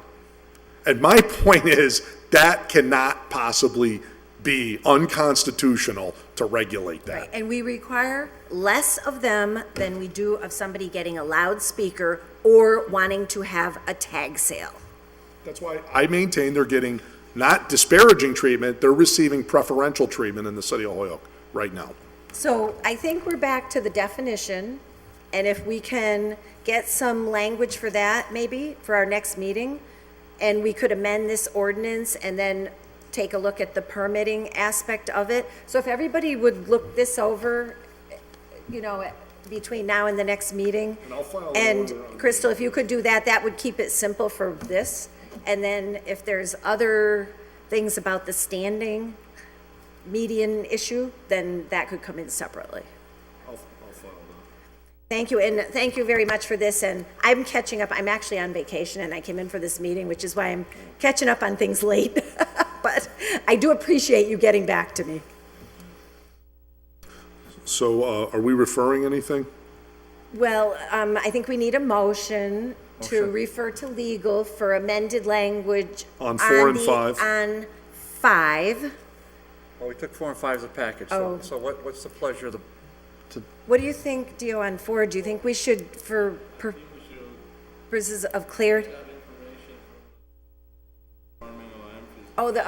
So we will receive the copy of the ordinance from Enfield, from our guest, and we will, and we will ask our city solicitor to present us with a revised definition of solicit in our ordinance, and we will review the permitting aspect of our current ordinance at the next meeting.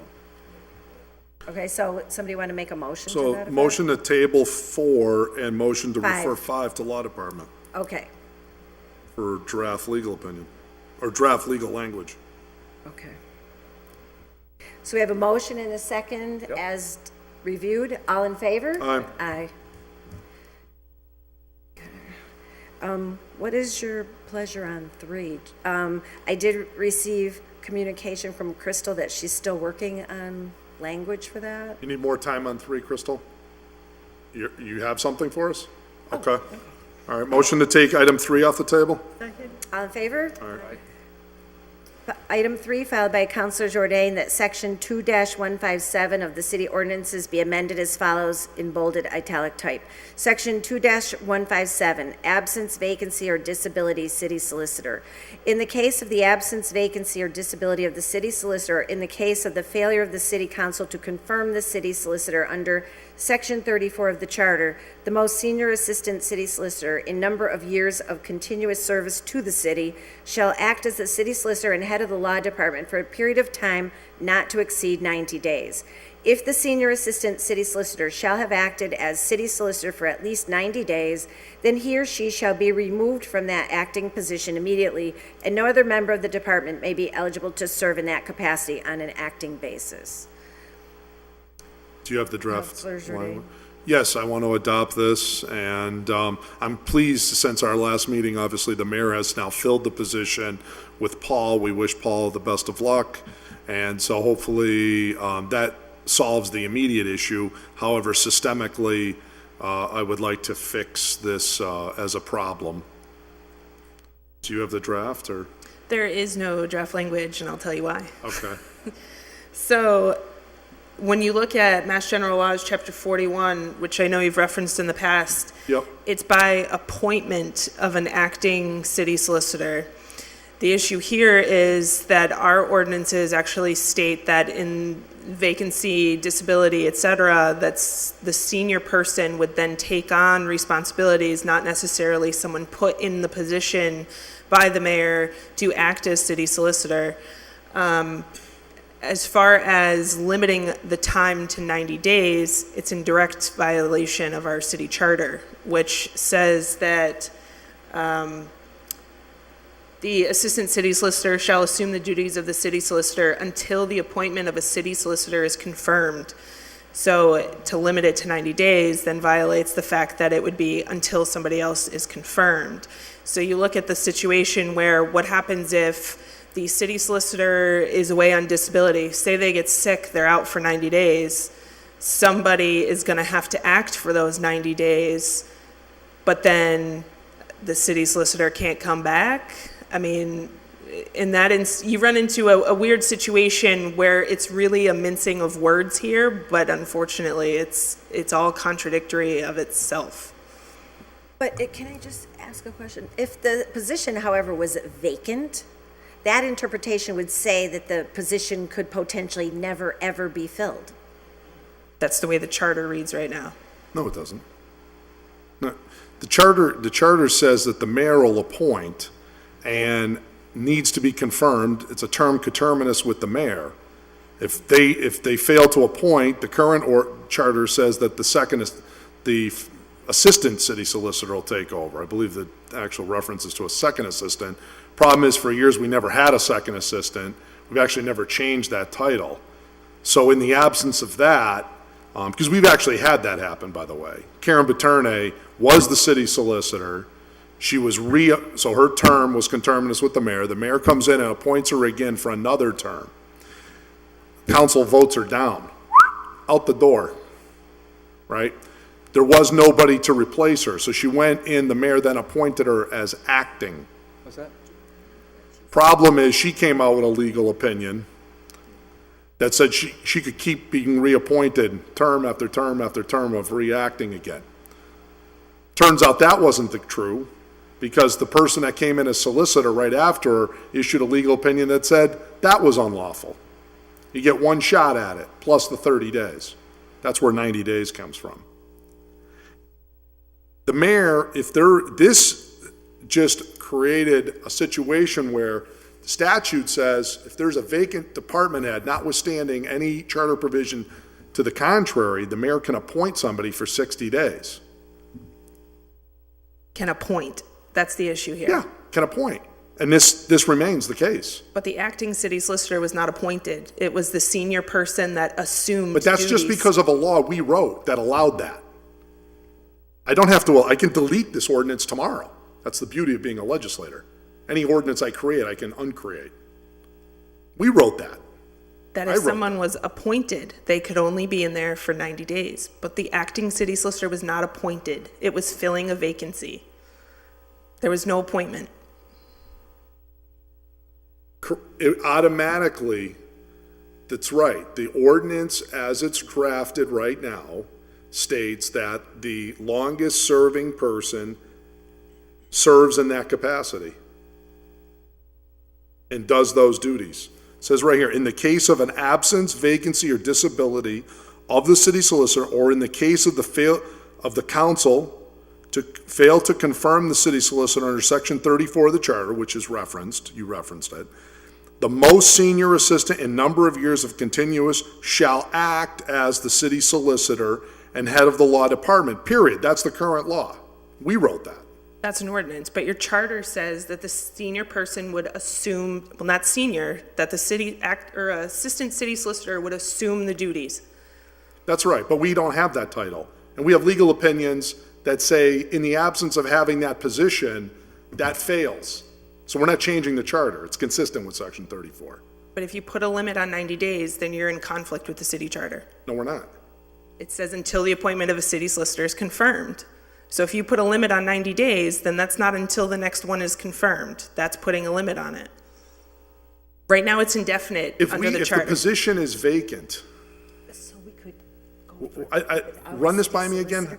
Can I interject, because this feels like a debate to me? And I know No, we're just asking you're both questions. seeking clarification, but my problem is we have nothing that we can look at and see, and you guys are talking about things that you have read. And at this point, We're I only don't know if reading I'm two the only things. one. There's only two documents here, section 34 of the charter and the current ordinance. That's the only two documents we're referencing. All right. So I want to understand, city solicitor quits, fired, whatever. Position is now vacant. This ordinance kicked in to say the senior person now is acting in that capacity. That's what the ordinance says. Okay. Now, That's what your ordinance says, but your charter says assume the responsibilities. They're different. Because the Mass General What do you laws. say? Explain your position on the charter again. The position is now vacant. The charter only says that the mayor, section 34 says the mayor shall appoint a city solicitor. It says shall, Yeah. then it can't stay vacant within somebody assuming the duties if it says shall appoint. Nope, a city solicitor who shall be appointed by the mayor and confirmed by the council for a term consistent with the appointing mayor to be confirmed by city council. Yeah. Should the city council fail to confirm appointment or reappointment of the solicitor, Yeah. the assistant shall assume the duties of the city solicitor until. Doesn't say the assistant, it says it says the, what assistant? Does it say second assistant? It says the assistant city solicitor. Okay, but we don't have a assistant city solicitor. We have 3. Yeah, all the positions below the I think we city changed solicitor are that. all assistants. Did we change that in the charter? It used to read second assistant, that's why. Yeah. And we didn't have a second assistant, so we must have did that as a charter revision. So the assistant city solicitor shall assume the duties until appointment of a city solicitor is confirmed. So whether the mayor appoints one, the city council appoints one, it's until the next one's confirmed. So if you put a limit of 90 days, now you're in conflict with that indefinite time of when somebody would get appointed. But does it say the mayor shall appoint a city solicitor? It says who shall be appointed. Yes, who shall be appointed. So whether So the mayor doesn't or the council doesn't, one way or another, it's a vacant position, which means the assistant city solicitor is there until somebody's confirmed. Right, but it also states, if I'm hearing you correctly, that a city Do you have a copy of solicitor that? Could you hand me a shall copy of be section 34? appointed. So it's not an option to just leave it vacant, is my point. If the charter states that a city solicitor shall be appointed. But it's vacant until filled. Well, right, but it can't be left vacant forever, i.e. eliminated I need from the the la- budget. I gotta have the language in front of me. That, to me, when a budget line is eliminated, that to me is intent to eliminate the position. The charter states that the city solicitor shall be appointed. So to me, that says you must have a city solicitor. No, but it There's doesn't no say- regulation that says we have to have a city solicitor. And it doesn't say that the mayor shall Charter appoint. doesn't say that?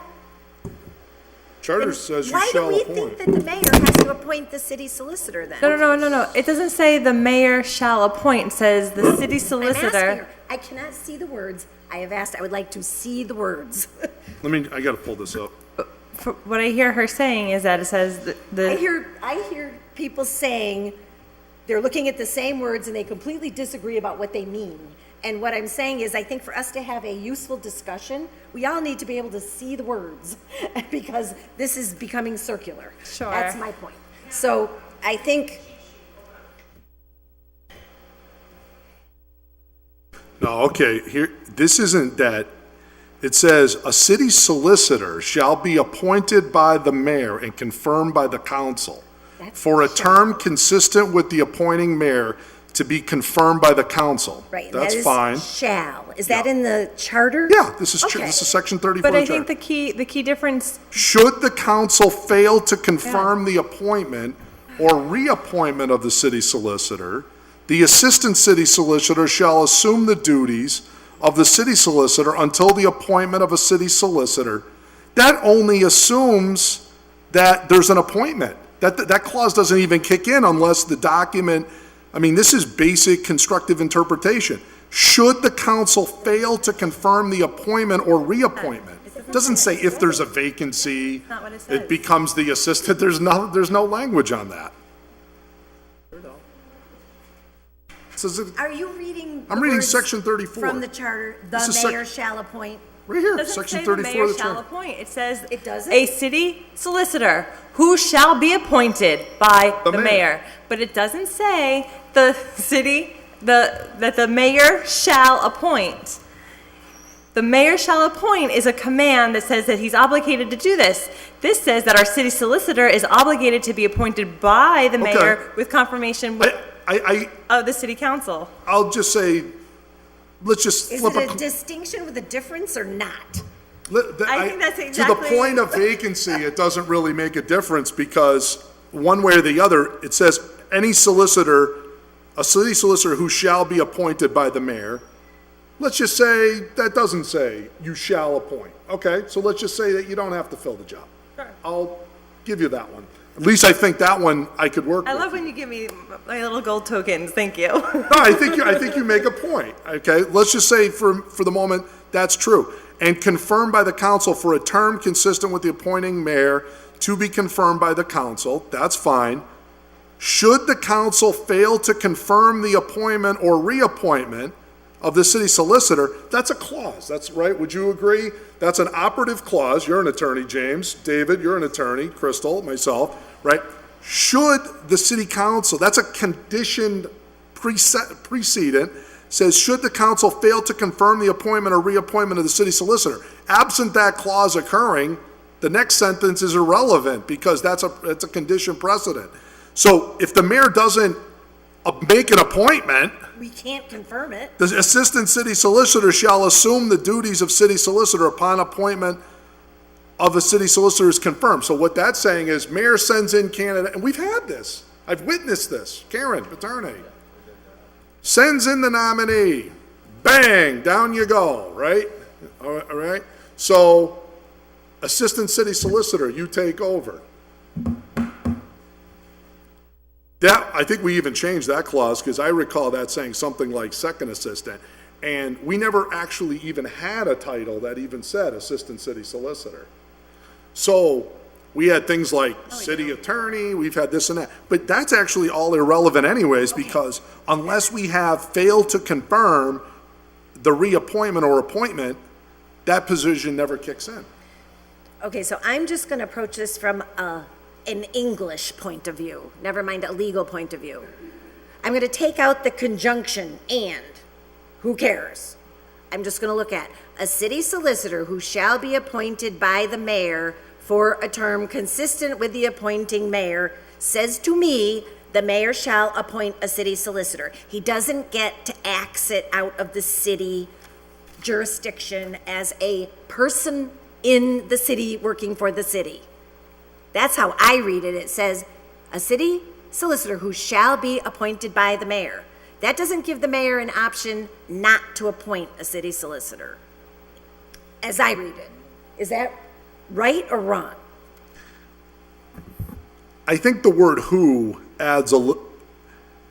throws that into question because I think it's saying the position who shall be appointed by the mayor. Yeah. I think that does mean they're supposed to appoint, but however, I think you could also argue the mayor in his overall executive authority discretion can choose what positions he wishes to fill or not fill.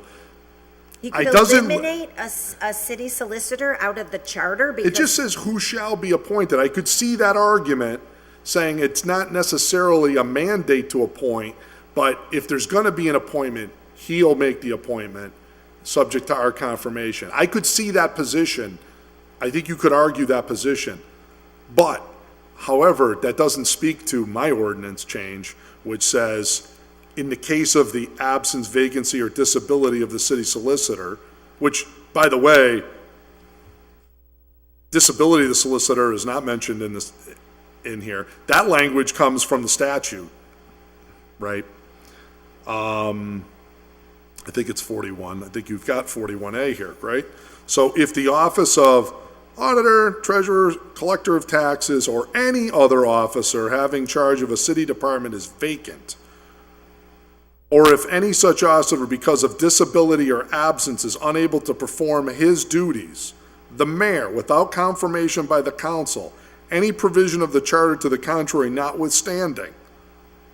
So that's how he's able to just make direct appointments, irrespective of the council appointing. Shall appoint a temporary officer to hold such office, exercise the powers,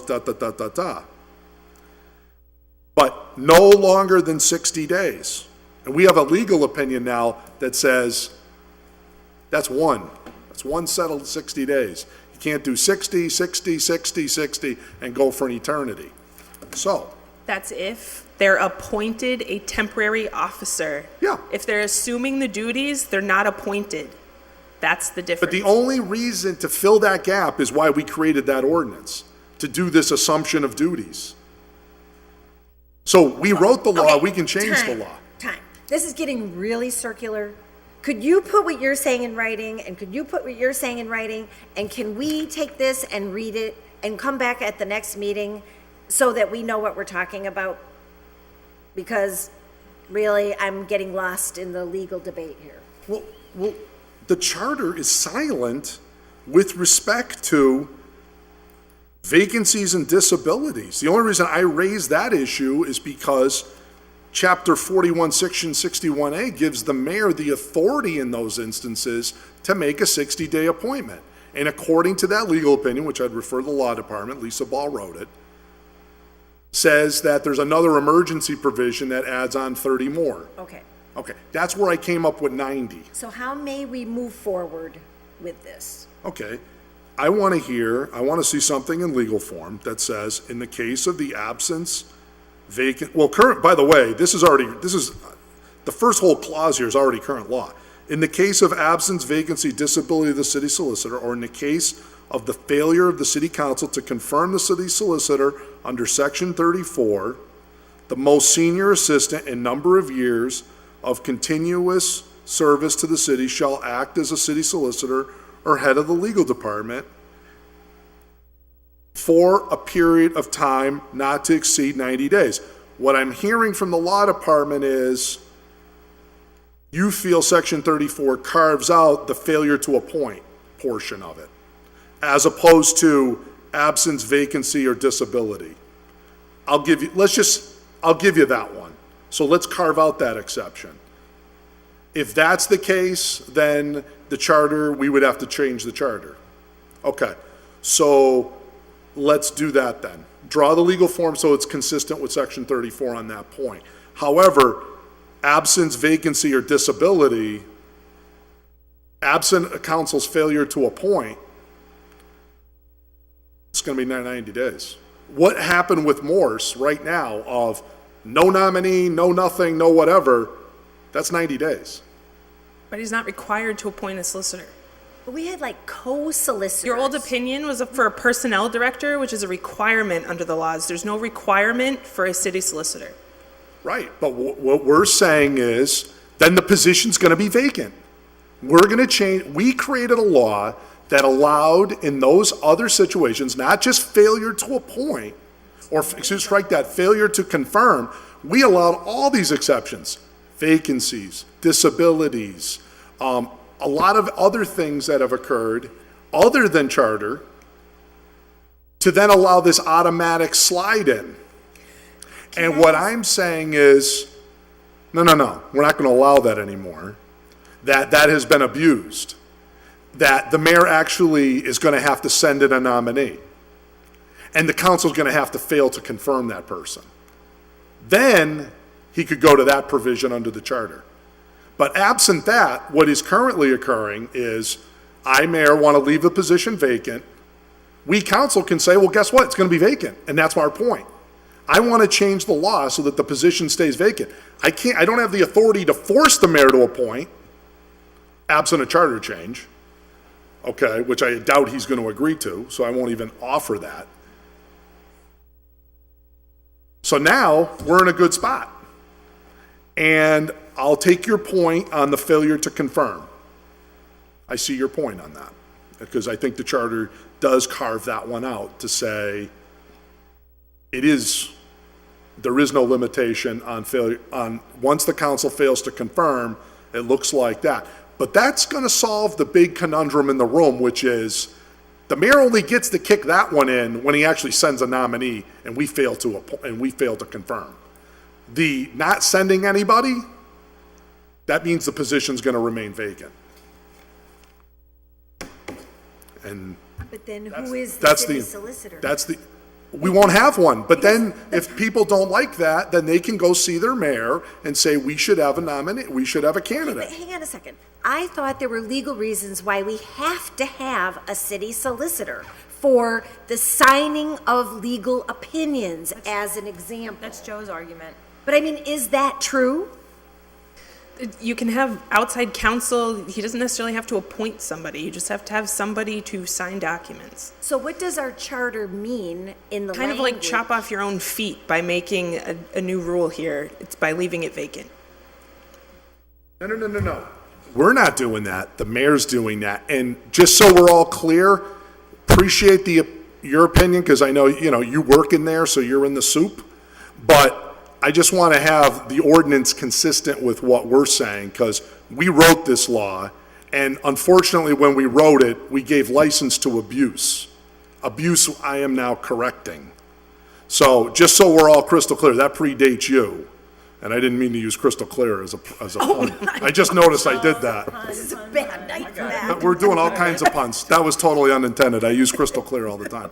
So, I just would like you to, my motion momentarily will be to send this for a legal draft consistent with section 34, carving out failing to confirm appointment or reappointment, but absence, vacance, or disability the position will just be only allowed for 90 days, and then it'll simply become vacant.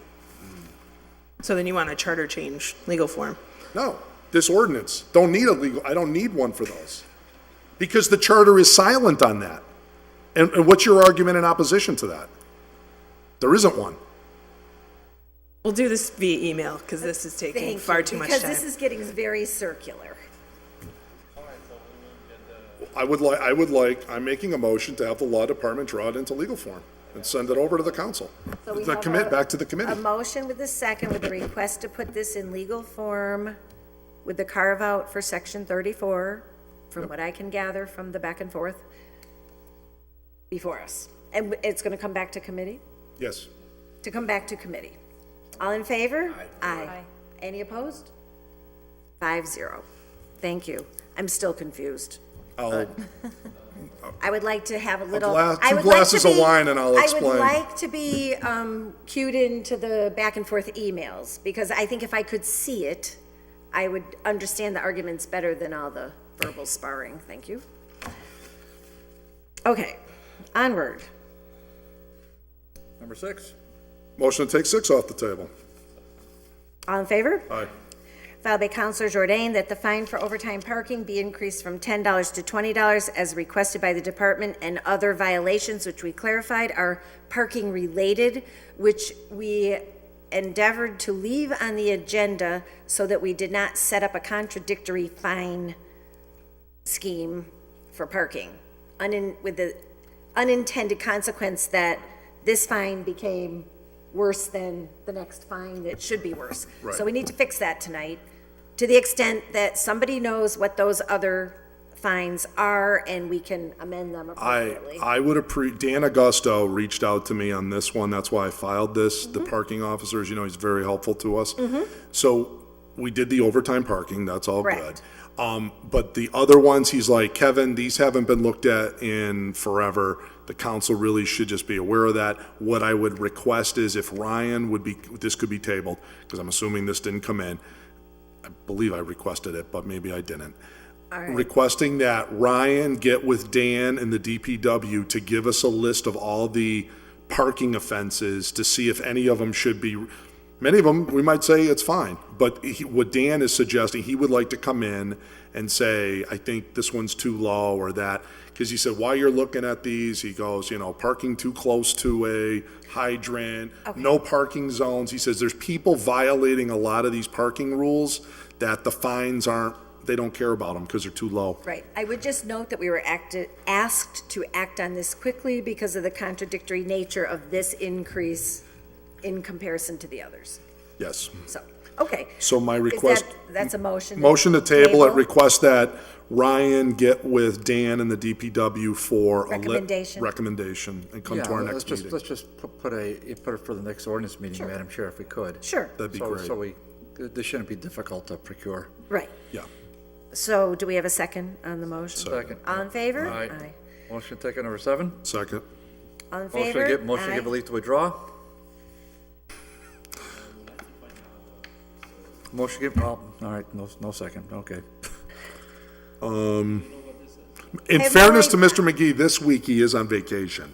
Right, but I would just note that if people want us to take up their orders, this must have been requested to be put on the agenda because I didn't put it on the agenda. So, yes, is How there a about this second? table, in respect to Mr. McGee being on vacation? And invite him to the meeting so that he can explain the order. Yeah, if he fails to appear at the next one, then I would be warm to the Bartley motion. So, So table to next meeting, Yep. September, if we could. Second. all in favor? All right, Motion, take 8 off the table. second. Second. All in favor? Aye. Aye. Motion to take up number 9? Second, Was everybody was in favor on 8? Yes. yeah. All in favor on 9? Aye. Filed by Counselor Leahy, that the City of Holyoke creates an ordinance that requires a group of business that hands out or exchanges needles be required to have the needles marked with a specific color. This will help our Board of Health and Police Department identify where the needle originated from. And I am a huge fan of this order. I tried to get this through 2+ years ago through public safety, was told by Tapestry they couldn't afford to provide colored needles. And for my money, the accountability should go with the people handing out the needles. So I think this is a great order, but I'll yield to other members of the committee. Well, Yeah. Counselor Bartley? sure, how is this, how do you make it workable? I'd say that we draft up an ordinance that's drawn in a legal form that says any operator of a needle exchange program in the city of Holyoke shall use needles with some indicia on it that labels it, either with their name, origin, or with a unique color coding, like everyone has a yellow cap, or everyone has an orange cap. Or I'm okay, can we just invite these people in just so it doesn't seem. Yeah. I mean, if I they think- can do it, then let's just, I don't want to be antagonistic, but I think we should invite in Lynn Wynot, who I think is at the moment still running the program, isn't she? I think, as far as I know, Liz, rather, Liz, not Lynn. Liz, yeah, you're Liz. Yeah. Okay, so table to invite program director. but in the meantime, try to put something in legal form. A and- draft back to the committee, and- send over to a lot of And problems. it'd And be helpful refer- for Liz to have it too. To legal for draft. Yep, and then we can give Liz a discussion of it and see her opinion. But we've discussed this with Liz previously, and it would be so helpful, especially, I mean, if I were them, I would want that, because one of the arguments that's made is, we've got all these needles coming in, and, all these needles you're seeing on the street, none of these are ours. Well, if you only hand out ones with yellow caps, and we never find any with yellow caps in all the photos, you even got people now are getting very artistic on Facebook. They're even putting the needles, they're finding so many, they're putting them in collages in the shape of Holyoke. They're putting them in as a sign made up of needles, used needles, with a big sign of Holyoke. I'm very impressed with the artistic impression certain people are leaving. But I don't know, from my right, point of so view, it's a on a safety motion? hazard, and I think we need to have some accountability in this free-for-all of unlimited handing out of needles. If people want to get them and they want to use them for their self-destruction, they're exercising their free will. But if this is in the public sphere, this is in our playgrounds, this is at our parks, this is a public safety hazard. The problem- And it's yeah. not improved. But what Tapestry can now say is those didn't come from us. Well, And right, there's a because lack there's of no accountability. accountability. They're gonna say all these needles and extra that, so now if you have a color coding, it's gonna be prove their point or disprove their point. And then the one good thing is police can then say, well, look, I found 12 on the street. You need to do a better job, or at least they can have a conversation. Okay, so Crystal can maybe check and see if there's any conflicts with state laws or state regulations too on this. I mean, if there are no conflicts, then we can do it, and Liz can make it workable, then why not adopt it, so. So the motion is to table, to invite the program director, and to get legal form and to let us know if there are any conflicts. Is that the motion? That's the Yes. motion. Second. All in favor? Aye. Aye. Motion to take number 10 off the table? Second. All in favor? Aye. Filed by Counselor Lopez, that the ordinance committee create an ordinance for the Adopt an Island program with the following intersections in the city near 391 and Main Street, Whiting Farm by Kmart, entrance to the mall, Hamden and Northampton Street, Dwight Street and Northampton Street, Beach and Northampton Street, and others. Also, that a $200 fine for trespassing, leaning against any city signs, post, or hanging anything to the signs, plus a no litter sign be erected at all intersections. The program will be run or managed by the DPW with enforcement from police. And just, if I can add as a friendly amendment or whatever, that whatever ordinance we create also includes language that the folks who adopt the island agree to maintain the island to certain standards, because there's some islands that are technically somebody's or other, and they're, let's just say, neglected. For orphans. And this has been brought to my attention by constituents, so just, you know, we kind of got to make it work all the way around, but I think, Counselor Lopez? What I'm trying to do is something that will be legal and will be able to stand and will beautify the city. And something like this, I think it will be a good idea, not only for the city, for the police and the DPW. So that's why I would like to see this adapt and get back to this committee and get it moving. Yeah, I'll make a motion to refer to legal, put it in draft legal form and come back to us with a, And just as a suggestion, we already have rules that say you're not supposed to staple things to telephone poles and buildings and things of this nature. You know, you've got people putting up signs, advertisement signs up on public poles. They're not allowed to do that, you know. My business this way, you know. I mean, you're not allowed to do that. Okay, any, I just made a motion to put it to legal form and come back to us with a Second. draft. all in favor? Aye. Aye. And motion to I adjourn. believe that completes our agenda, and we wow. have half of it already ready for the next meeting. Make a motion to adjourn. Thank you. Have a wonderful evening. Is there a second on that? Yes. All in favor? Aye. No debate? Barely made it through the other debate. It's a little scary, 4 lawyers in the room.